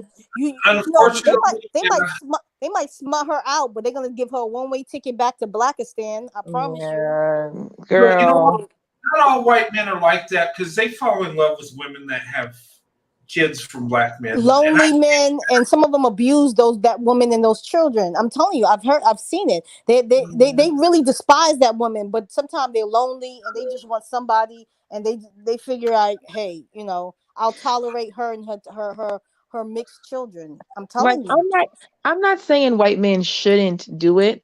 I'm just Exactly. saying I understand I why a understand white it. man wouldn't do it. Yes. I don't The understand what would trust make a factor. white woman I come think to a group of men that's known for making single parents. That's kind of what black men are known for. They're not known for being, stand up fathers that marry that marry these women. That's not what they're known for. Mm-hmm. yeah, So what did you think you were going to get? A lot of these white women come to the black community thinking their whiteness is going to save them from that life. And then they realize that they get the same black man black women get. Then they realize that they end up in the same exact boat as everybody else. Mm-hmm. And then they want to run back to white men like, oh, I'm ready now Save for me. a serious Save me. relationship. I'm ready right to be now. your wife Save now. me. Save But me you know now. what? You, but you know what? A white man can go back and forth like no tomorrow. hmm You know why he can go back and forth? You know why he can go back and forth? Because black women don't have the reputation of, ruining that man's life. If he dates a black woman and it doesn't work out, it simply doesn't work out. She's Yeah, not gonna, ruin his life and ruin his finances and ruin all this. It's not like he's coming back with with a whole bunch of terrible baggage. You know what I mean? And it's not like he came into it knowing that he was going to find something bad here anyway. So I know plenty of white guys that date all kinds of women. They date black women, Hispanic women, Indian women. They date all around. They can yeah, move around more freely because it's less risk. It's less risk for us. And also as a woman, it's more risk anyway just being a woman because women are the ones that get pregnant. Women are the ones that kind of like it's a higher toll on a woman's body it is. to be in a relationship, to have children, to get pregnant, even just to have sex with a man. It's a higher toll on our body. So we have to choose more wisely. We Yes. have to choose more carefully, and it's not in our best interest to be making those kinds of mistakes. Like if anybody needs to choose better, it needs to be white women, and we Yeah. don't need to be learning from them. They need to be learning from us. Mm-hmm. I don't know why they're up here dealing with these men. I've seen so many women, so many white women like are just like with these um single in these predicaments, and I'm just like, why? I just don't understand why they're falling for it. I didn't understand, but now that I see so many more like these Kevin Samuels types and Tommy Sotomayor types, I'm like, those are the reasons why they're falling for it, because they're listening to those men tell them that they're better, and they don't realize they're walking into a trap. Well, can I say Poor, something? poor babies. Poor Yeah. babies. Go Yeah, ahead. I'm sorry. Did you want to say something, Brent? No, go ahead. I was waiting for you. Um, my God, my brain hurts. Oh, I'm trying to check. So, I thought, what was you talking? Did you just say it'll jog my memory, Loren? You just I said was just something. saying that a lot of these white women are listening to Kevin Samuels tell them that they're better, Yeah. and they're setting them up for failure. But can I say something? Way before Kevin Samuels became popular, black men have been telling them that they're better. That's all I want to say. Yeah, They've been yeah. saying I it, but meant I that's how meant they. Tommy Sotomayor, all But, of them. but that's The how they get. You know what's funny? That's how they Oh get my black God. white women. Go ahead. That Kevin Samuels was saying oh man, he does say stuff about white women. I just remember something he said. He was saying, and I think he was going in on black women. He says, white women, they go to college and they go into I guess African study courses, and they want to, be there for black men that they desire and stuff. See, this is the delusion. That's delusional. Here's my thing. See, I'm I like, don't want to curse on really? your channel. I don't want to curse on your channel. That is Yeah. delusional. It's No, delusional. no, no. But it was funny because I'm like, if you want to be with a man and you're a woman, why do you got to take a college course? yeah, that is Like, so. You know, Listen, oh my, Kevin I can't. Samuels has said some of the most cringiest. He has said some of the He's most saying cringiest, what most embarrassing things. he's saying what his audience want him to say. He reads his chats, he reads his comments, and he's yeah, taking a cue from them. He doesn't believe half the things he say. I He's hope he saying doesn't it believe because that, because that is one of the most cringiest things I've ever heard. White women go take African courses. What? yeah. Jesus Christ. Yeah, to learn how to be with black men and how to you know Kevin, how to what? treat them and this and that because they he talked like these white women are coming in droves because they want to be forced to be with black men when they could just be with them. It's like, Of If course. white women are taking college courses on how to be with black men, why are they still ending up single mothers? Oh my Why God. are they still ending up as single mothers? Of course, it's teaching them how to get it wrong too. Let me What? say. Let me say I don't know. white women don't have to do that. White men, black males love whiteness. Exactly. You could be a one-legged, 400-pound, one eye, 600 pounds. 600-pound cyclops. As long as you covered in white, black men, Yeah, black men will lead go with for it. you. Black They men will go. are They will go. deluding themselves, thinking that white women are out here taking college courses to learn how to be. Are you? That is one of the most delusional things I've ever heard. Because, like I said, black men's standards for white women are not high. Yeah. You know, but they're known for dating the unattractive ones. That's what they tend to get. In Philly, I used to see that all the And time. only the wealthy ones are getting the ones that are actually attractive. And then those women are getting the bag. When those guys lose their contract in sports and their contracts in basketball and football, those white women divorce them immediately. And they take half the money and they go. It is what it is, what it is. It is what it Yeah, is. They get the bag. White women are smart because there's not enough yeah. millionaires for everybody. So they know that black men worship them. They love whiteness. Mhm. So they get it, said, you know what, I'll get this black athlete. Whatever reasons, I'll stay. And when that contract is gone, they're out. They get the money, they get half. And if the black guy don't ruin that relationship beforehand, and they get the money, and then that money gets transferred back to their community. So we lose again, even with them. They don't do, they're not the most intelligent group of men. I hate to say it. They just No, but they have no foresight. They don't know no how to think foresight or ahead. They don't discernment. know No, how to see past the very next second of the day. Like they don't. They live in the they now, live and in the moment. they live in the How in the now. world? What in the world are you? What? I've never heard that before. That's a new one. White That women is are so. taking college I courses. Yeah, I almost have cursed to. on your channel. I'm sorry. I almost cursed Yeah, when you said that. I'm sorry. I have to go back on it. But he was saying that they were taking courses Oh because my they were God. interested in dating black men, and I think what he was saying is, look, these white women are trying to do this for black men. So I think his point was like, black women, you need to get on board. I don't know. I just What is she supposed to learn? What is she supposed to learn in the course? I How don't know. to what? Jay Corona, you saying can a black man like or love a woman if they are big, skinny, unattractive? Love is love, yes. But when it comes Yeah, in you black, can.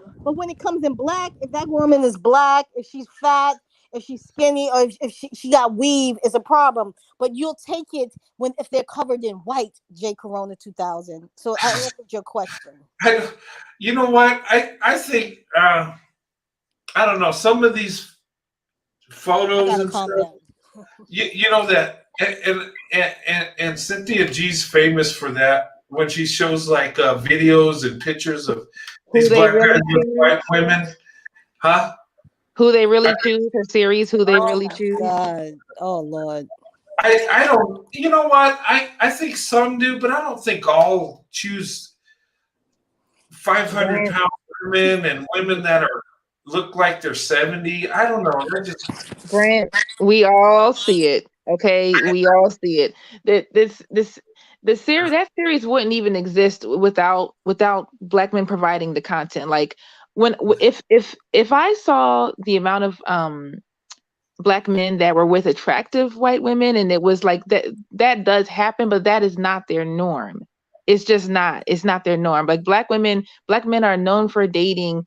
Like everybody knows they date the big fat ones. Okay, sorry, But the big ones, they they say do. they I saw a TikTok after TikTok of black white women who are obese or overweight. They say, well, the white boys didn't want me, and the black guys gave me the attention. So Yes, yeah, they've exactly. said it themselves. White women, Yeah, they say that.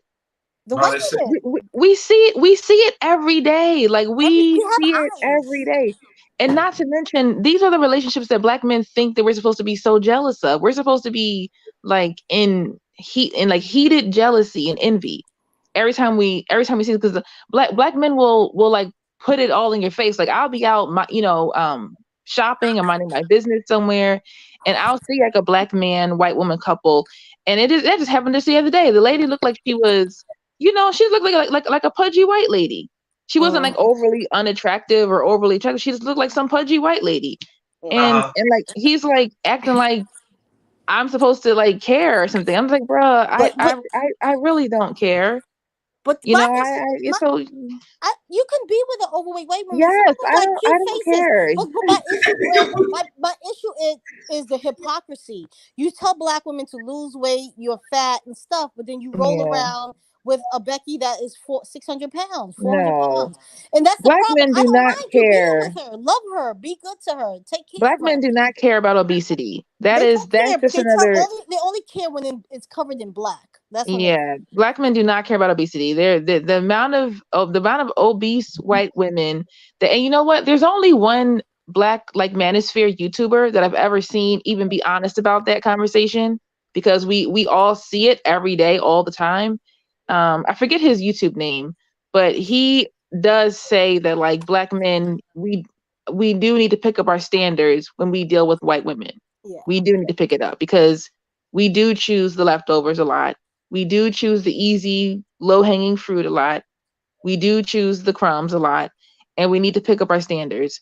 And I'm like, and Black women, like I said, why do you think our relationships last longer? Because we're looking at how Black men date, and we are making sure not to repeat that mistake.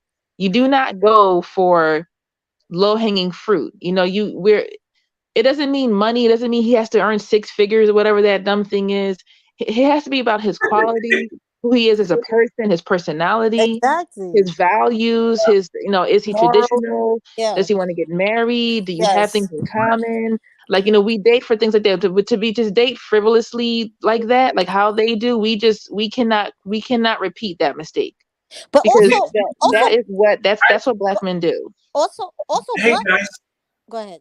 But also those Black guys, I'm sorry, Brent, they're not just when they have an attractive one. I found out some of them, those wives are attractive white women. I'm not trying to be funny. Some of them are ex-porn stars, Playboy. Oh yeah. I mean, Randy Smith's No, wife they is are. an ex-Playboy bunny. They're giving women that would be normally shamed or looked at loose or promiscuous, and they'll be with them. They tell them, oh, Kevin Samuels, don't date women with children. Don't.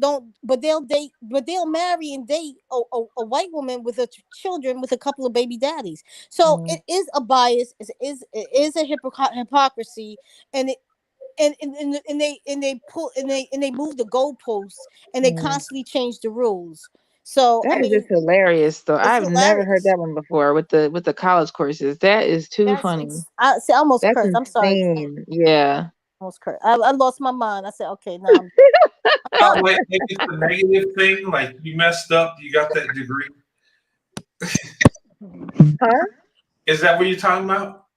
No, the thing about white women going to college to get Black men to take college courses on. Oh yeah, he was just saying that they are, I guess, taking the course so they know how to. I get with Black men. Lord have mercy. Yeah, I don't know. Maybe they do. Maybe to learn their culture and the course of 50-50. Our Black men like to be treated. Oh my God, I can't. I don't know. I mean, people are weird. They'll take that's so weird. No, I just found that kind of funny because I'm like, that's hilarious. Actually, that is hilarious. Why don't women date who they want to date? That's just date who you want. That's it. Yeah, I mean, you don't have to.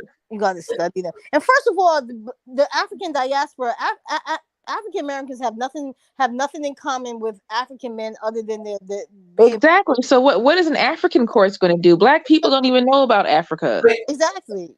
I don't know, but well, the thing of it is, and he said this too, was like, well, most of the men in there are Black. I mean, most of the people in there are Black. So, I mean, that makes sense. I mean, and if you're a white woman attracted to Black guys, yeah, you'd probably go into that course. That makes sense. Well, is the course like a black dating course, or is it an African course? No, I think it's like an African type course. Probably, I didn't watch a lot of it, but I think it's like an African, like a culture, history type thing. Yeah, that's what we're saying. And a lot of people, I realize a lot of white people don't understand this, but African Americans and Africans are two totally different cultures, because African Americans are completely Americanized, and we don't even know what part of Africa we come from. So I'm trying to figure out like what African DNA testing. We don't. yeah, like what African 2 countries in Africa. Yeah, no, Yeah. that makes. I mean, I could go to Europe and I know nothing about what they do over there. Exactly. I mean, we're like, we share the same DNA, but we're different people. Right, exactly. It's like, you may have some Irish DNA, you may have some German DNA, but I mean, someone taking a German course is not going to teach them about Brent. No. Yeah, I mean, I've traced my ancestry from Northern Ireland to Scotland, and on my dad's side, I've actually pinpointed it. Ireland is Scottish, so. Huh? Supposedly, I was told some of my ancestry is Scotch, Irish. I can get my ancestry in America back to the 1600s. So, I mean, obviously, I'm a descendant of slaves. So, I mean, yeah. First of all, African American males, a lot of them have anywhere from 15 to 30% European blood in them anyway. All of us. Yeah, you know what? Us, whether that we is or not.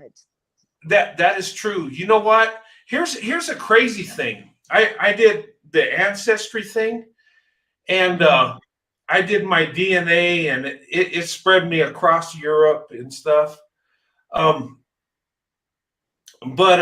and it put me in percentages from different countries in Europe, and I did the DNA, and it said I'm 100% European, and it mixed it all up. Oh wow! But most Black people are European in them. African. And here's the thing. Here's what's crazy.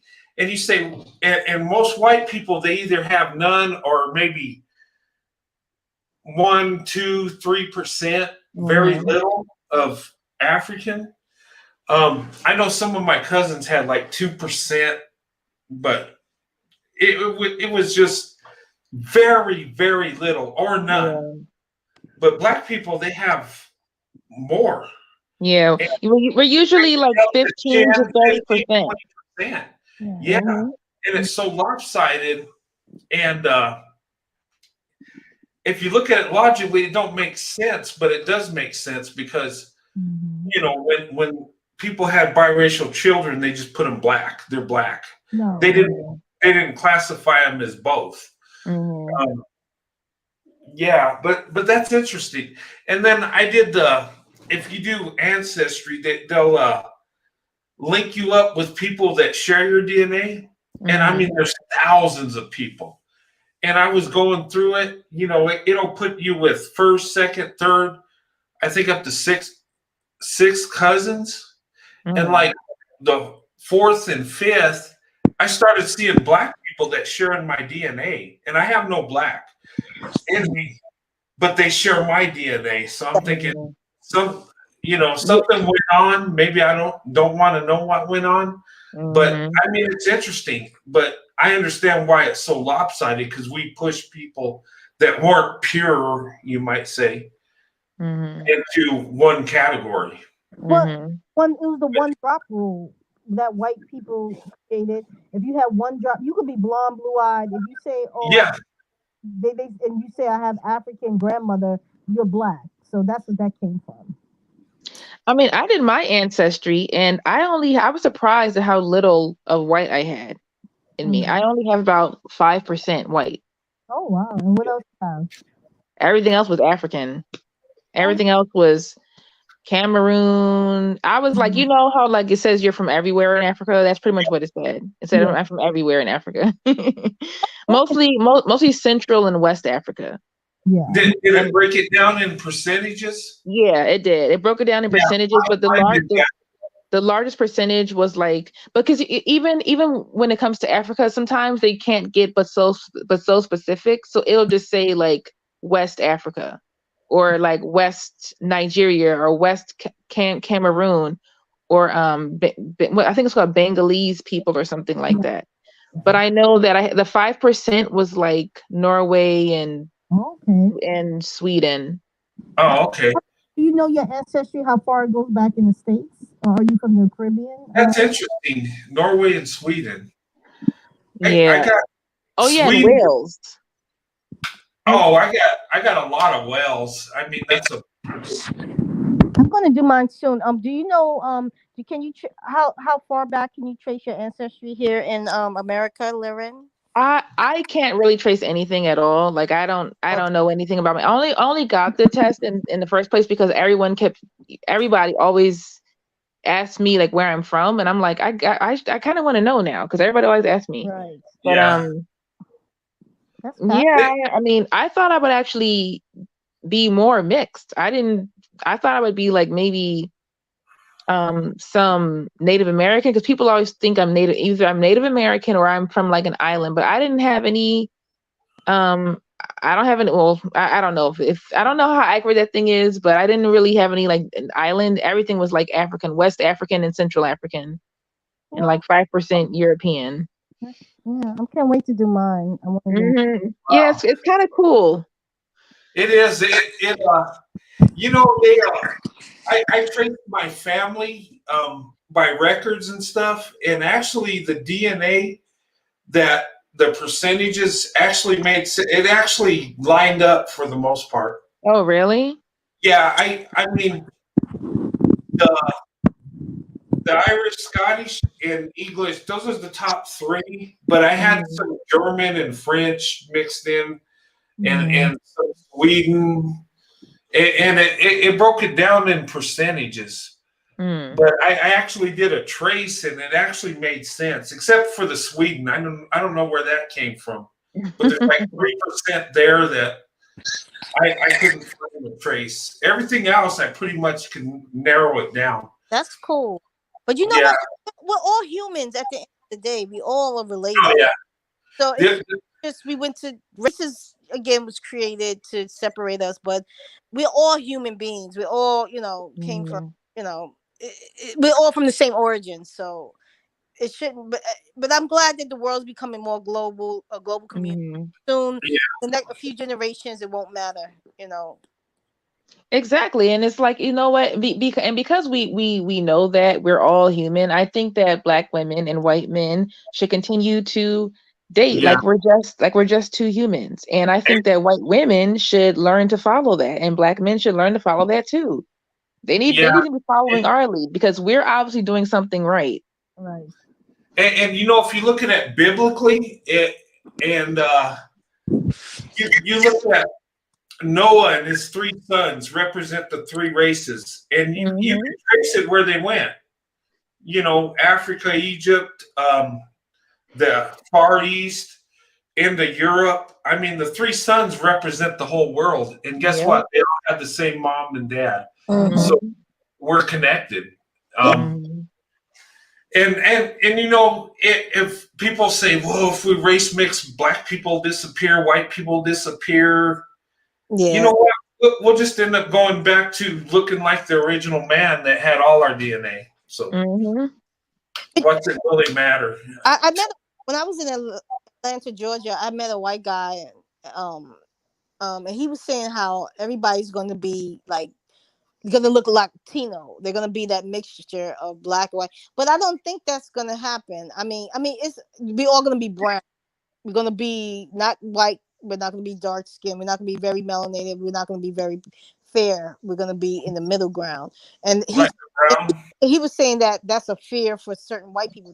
They fear that they're going to be breeded out. But it's not. That's not going to happen. You know what? I don't even I don't care about that. I don't look at it like.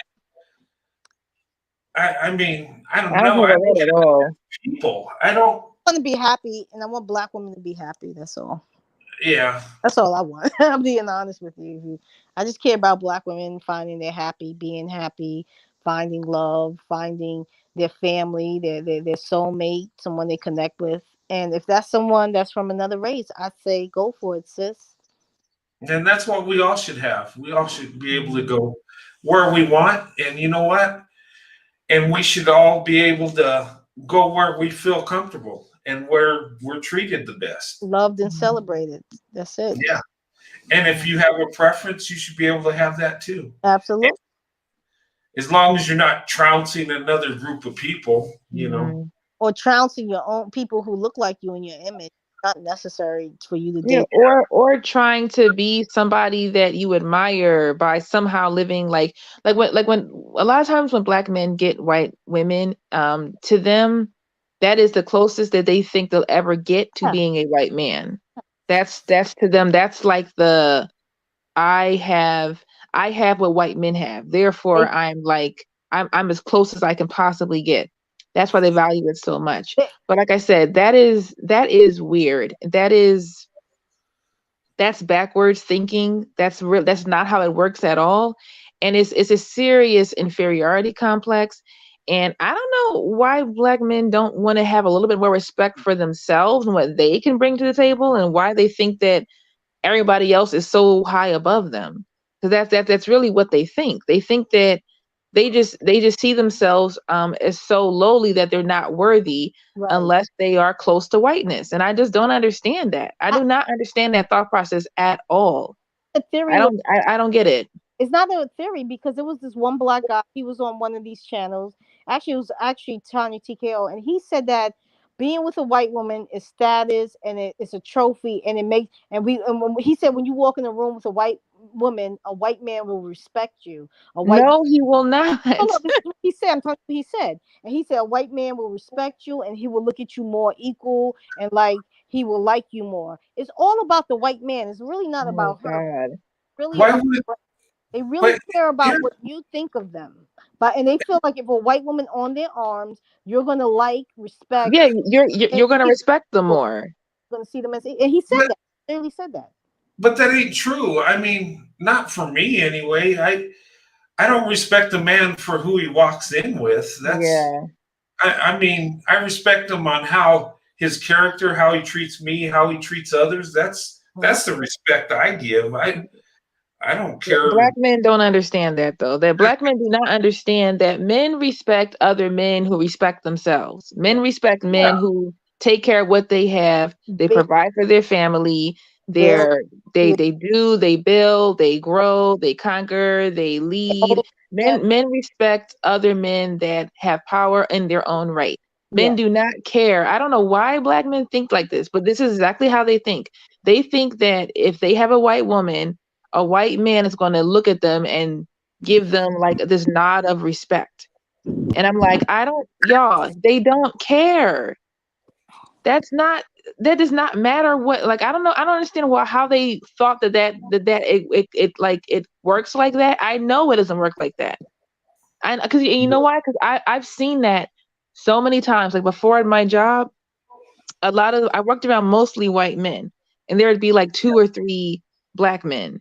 And the way the black men would like always try to like impress them, and I don't know, to me it just looked like they were trying to like get into a club that they thought was exclusive. Yes. They would always try to do stuff that they thought the white guys would like. They would always try to like just work really hard to impress them, and I could tell that the white guys were like turned off. It's like okay, nobody likes a suck up. Nobody respects a suck up. yeah. Nobody respects someone that constantly seeks approval all day. So that's the vibe I got. I'm like, yeah, I don't think he cares that you. I mean, black men when they do stuff like they act like they love golf, or they act like they love things that I know they really don't even like. I'm like, oh my God, can you please stop sucking up? Mhm.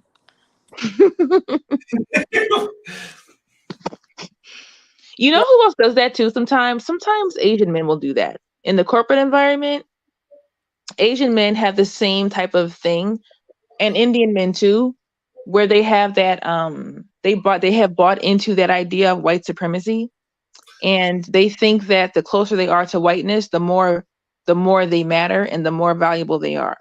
So like I've seen like Asian men, like they will not mess with another Asian man if his accent is too thick. Yeah. Like if they have like a mostly American accent, they're cool. He comes around with that thick Asian accent, that's not it. That's not white enough. So a lot of men of color kind of have that aspire to whiteness thing going on. Yeah, they do aspire, and They do but one thing I like about the Asians, they do compete, and they have they've created languages. I think I'm sorry. I think they're talking about Jay Corona coming on. Yeah, why not? Go for it. Come on, Playboy. He says you ladies are going to blast him. No, I'm not. I promise. no, I want to hear what he has to say.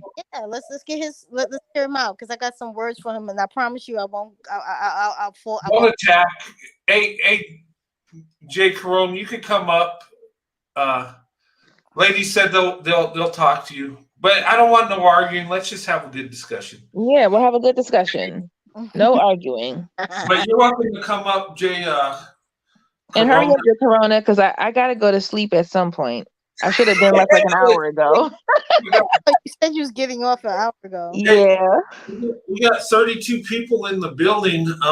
A troll the other night was trying to diss me for having 14, which to me is like, I was like, oh, really? That's great. I usually have like 5 or 6. So that's. I'm happy for Brent. Come on, Jay Corona. Let's do this, darling. Let's do this, baby. Yeah, come on up before we close down, man. Come on, do it, man. Don't be afraid. Yeah, you're welcome. The link's up here. You come up. We'll have a good discussion, and I promise, ladies will be respectful. Yeah, absolutely. All respect, as long as he shows respect. Exactly. Yeah, I mean, I'll try to behave. I won't do my New York thing. I'm joking. We won't gang up on you. Okay, come on, dude. Ski. Lorraine has to get up in the morning. She's supposed to get up an hour ago. But anyway, like I was saying, I don't hate black males. I know it sounds like we're. You look at the Jay Corona. Can you hop on? There's a link. Okay. Look in the chat. There's a link. Click it and just if you click the link that's on the thing, I've got it highlighted. Click that, you should be able to come on. Yeah. She's asking how does he hop on? Yeah, no, that's what I was explaining. Just click the link. Click the link, homeboy. But I don't hate black males. I just want to put that out there because I don't want him to be intimidated. Yes, I'm passionate. Yes, I say it in a comedic sort of like shock value way. I say things. And it's fun to do that a little bit too. But and I know I'm colorful when I say things, and like I said, I am passionate, but I don't hate black males. I wish them well. I don't wish them harm. And I just like I said, I just want to be friends. Let this breakup happen. Let's be friends. Come on, Jay Corona, let's do this. Okay. Well, the link's up. If he's waffling. It never hopped on a live. Well, just click the link. See if you can get on it. I don't know if you're on a cell phone or a computer or laptop, or you should be able to just hit the link and it brings you up, and then you'll show up on the screen, and then I'll bring you on the panel. Exactly, Alexander. He doesn't know how to hit the link? I don't know. He said I never hopped on like a live chat. How do I? He hit the link. What is happening? The link in it is highlighted in yellow. It says Roadrunner 89 Network. You see it at 320 at well, I don't know where you're coming from, but it could be at 327 or 127 or 1227. That's when he put the link in. It's highlighted in yellow. Jay Corona. Yeah, and you can do it by phone or computer. And if you don't whatever. I think it'll go to an avatar. Mm-hmm.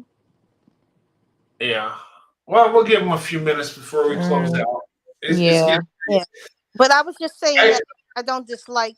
anybody. I don't hate anybody. I just dislike like Alexander Brandon in the chat said. I just like the degeneracy, the one-sidedness, the hypocrisy, and Mm-hmm. one-sided loyalty is the issues that I have with them. But like I said, I want to break up amicably with them, and I think I'm hoping more. I just want to do the breakup with them, and I really appreciate Black men that get it and that know that, like Alexander, that know that like Black women are not just complaining.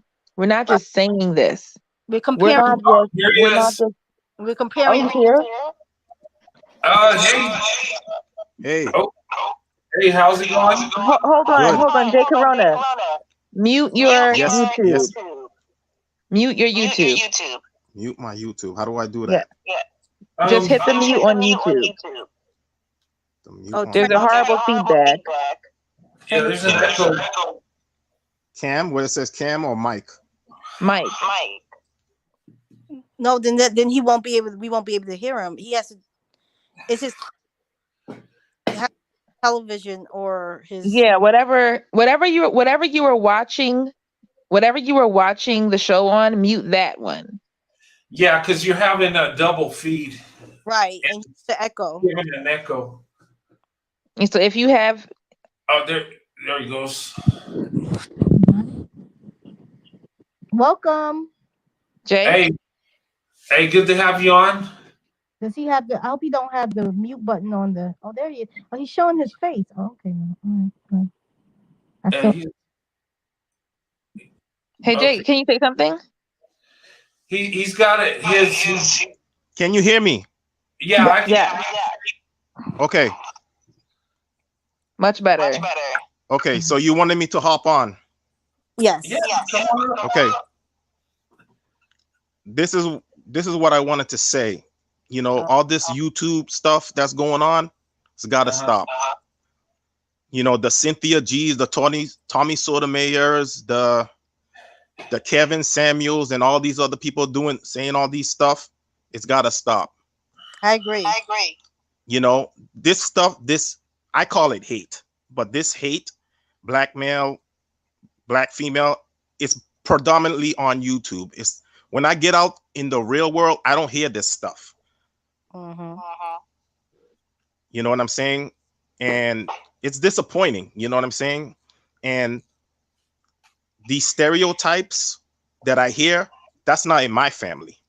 That's not the black men that I know. I come from a Caribbean family.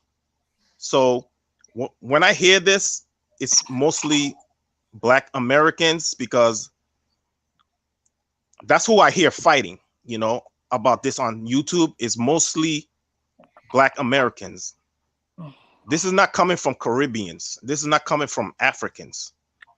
Yes, it is. Go ahead. It's not that many. Yes. I still hear an echo. You got to turn down your YouTube. Are you watching it on TV or your laptop? No, I'm on my phone. Okay. The YouTube on your phone is separate from the StreamYard. So go to your YouTube. Okay. And pause it. Okay, hold on. Do that. Okay.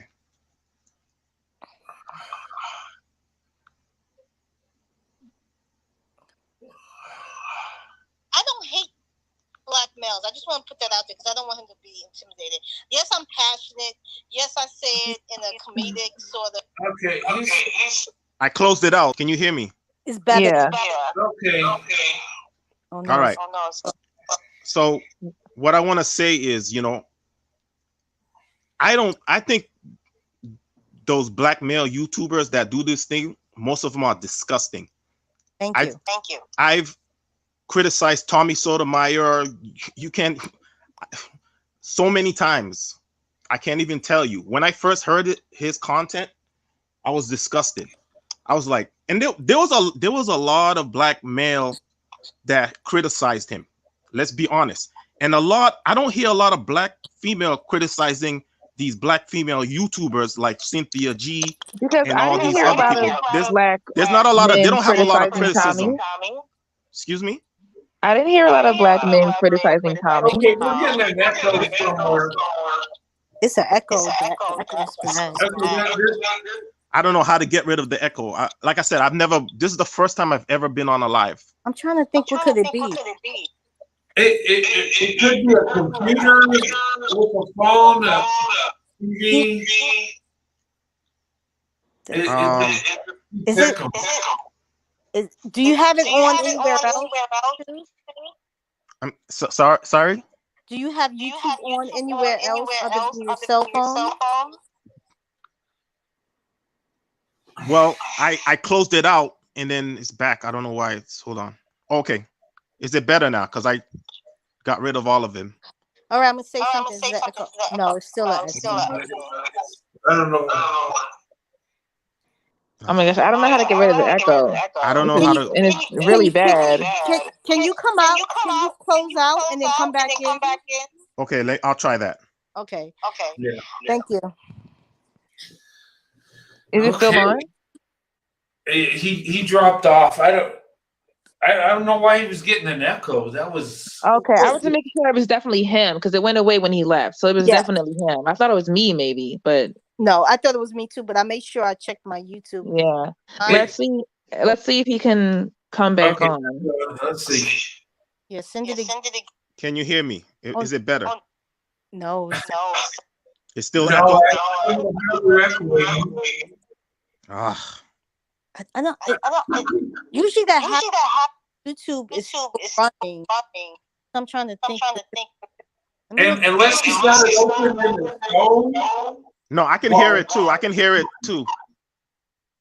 Let me leave again. Hold on.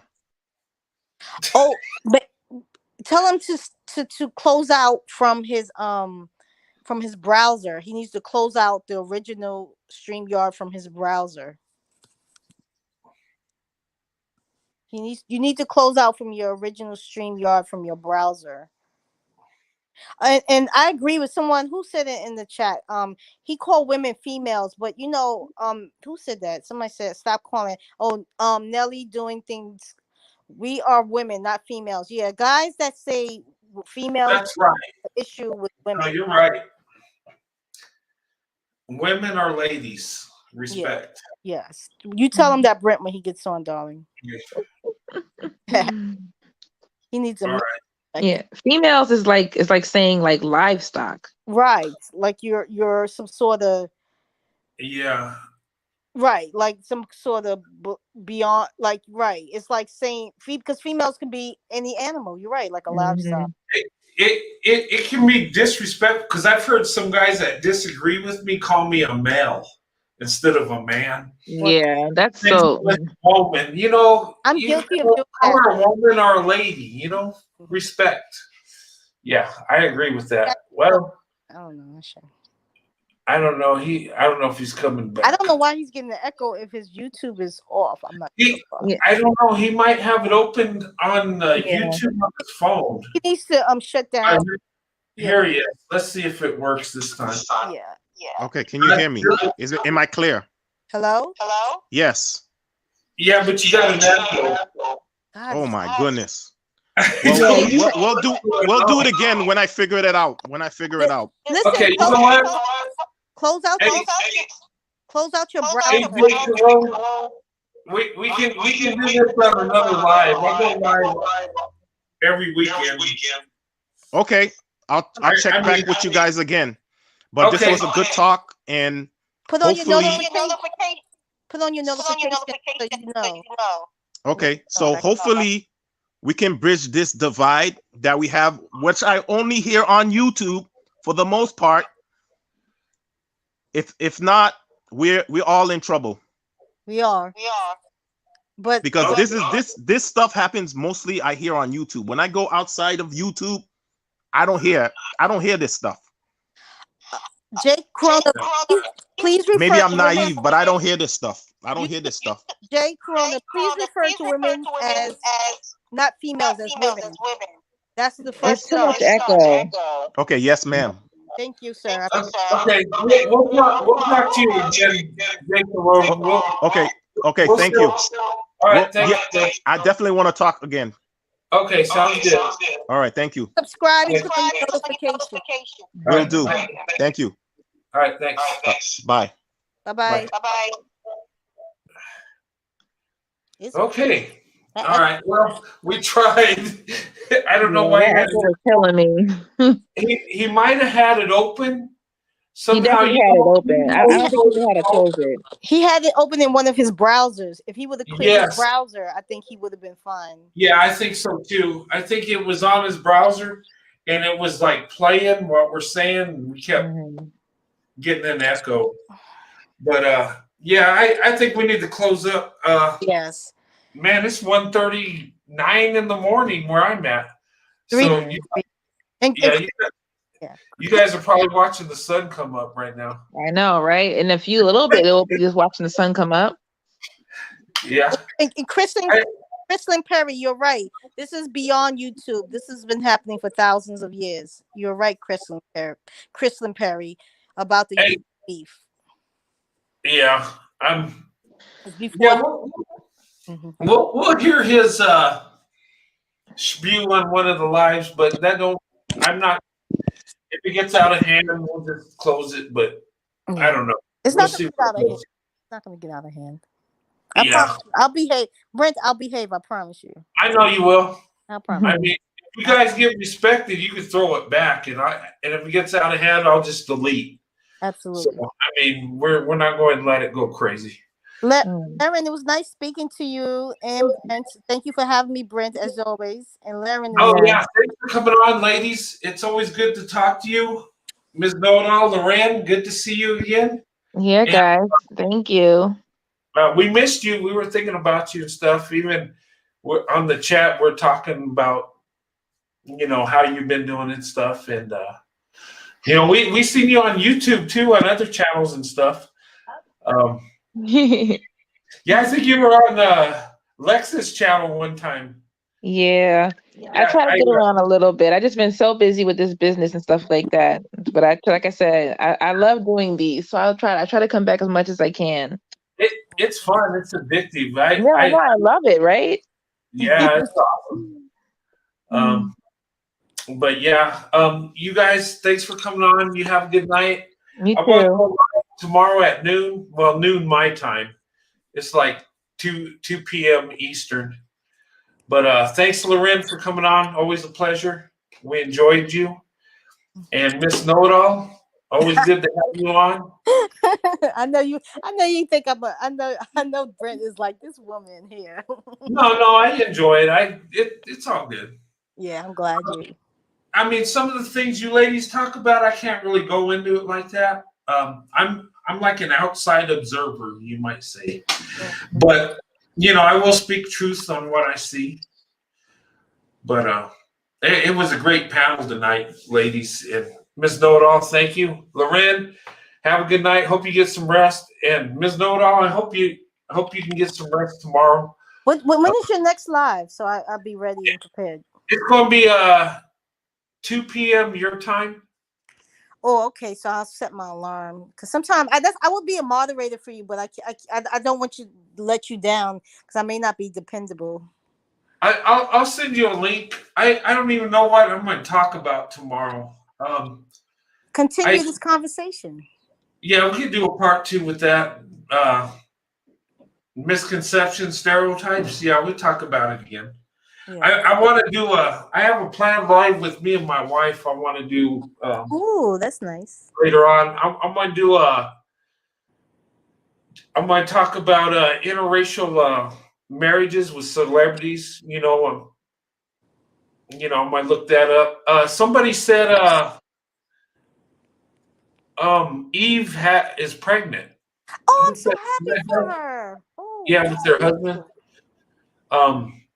Yeah, but I'll talk about black women married to white men, celebrities like Diana Ross, Donna Summer. Oh yeah. Diane Carroll, Eartha Kitt. Yeah. What's that lady's name?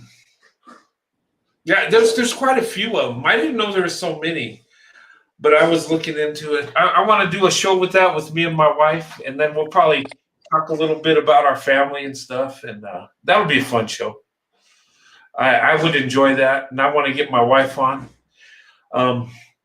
And people have been asking for Sandy to come on and stuff. So Yeah, she hasn't made an appearance in a while. yeah, it's been a while. She's been busy, but you know, my wife's awesome. You gotta love her. She's just real loving and awesome person. Yes. But yeah, I'm gonna go ahead and close it. Thank you, Miss Know-It-All. Mm-hmm. And if you guys, I'm glad you guys got the link. Like I said, I started a live and it was me and Corey talking, only one view. I was like, no, is my channel crumbling down already? But you know, everybody got the link and we're able to do an awesome live tonight. And we've been going for 4 hours and 3 minutes. So Wow. I think it's time to go to bed. Yes. But Sir. anyway, thank you guys for coming on. Great panel, ladies. I'll see you guys again tomorrow. I'll start 11 a.m. Pacific, 2 p.m. Eastern. And I'll see you then. Thank you for coming on, and I appreciate everybody on the panel and everybody in the chat. God bless you and your family, and I'll see you tomorrow.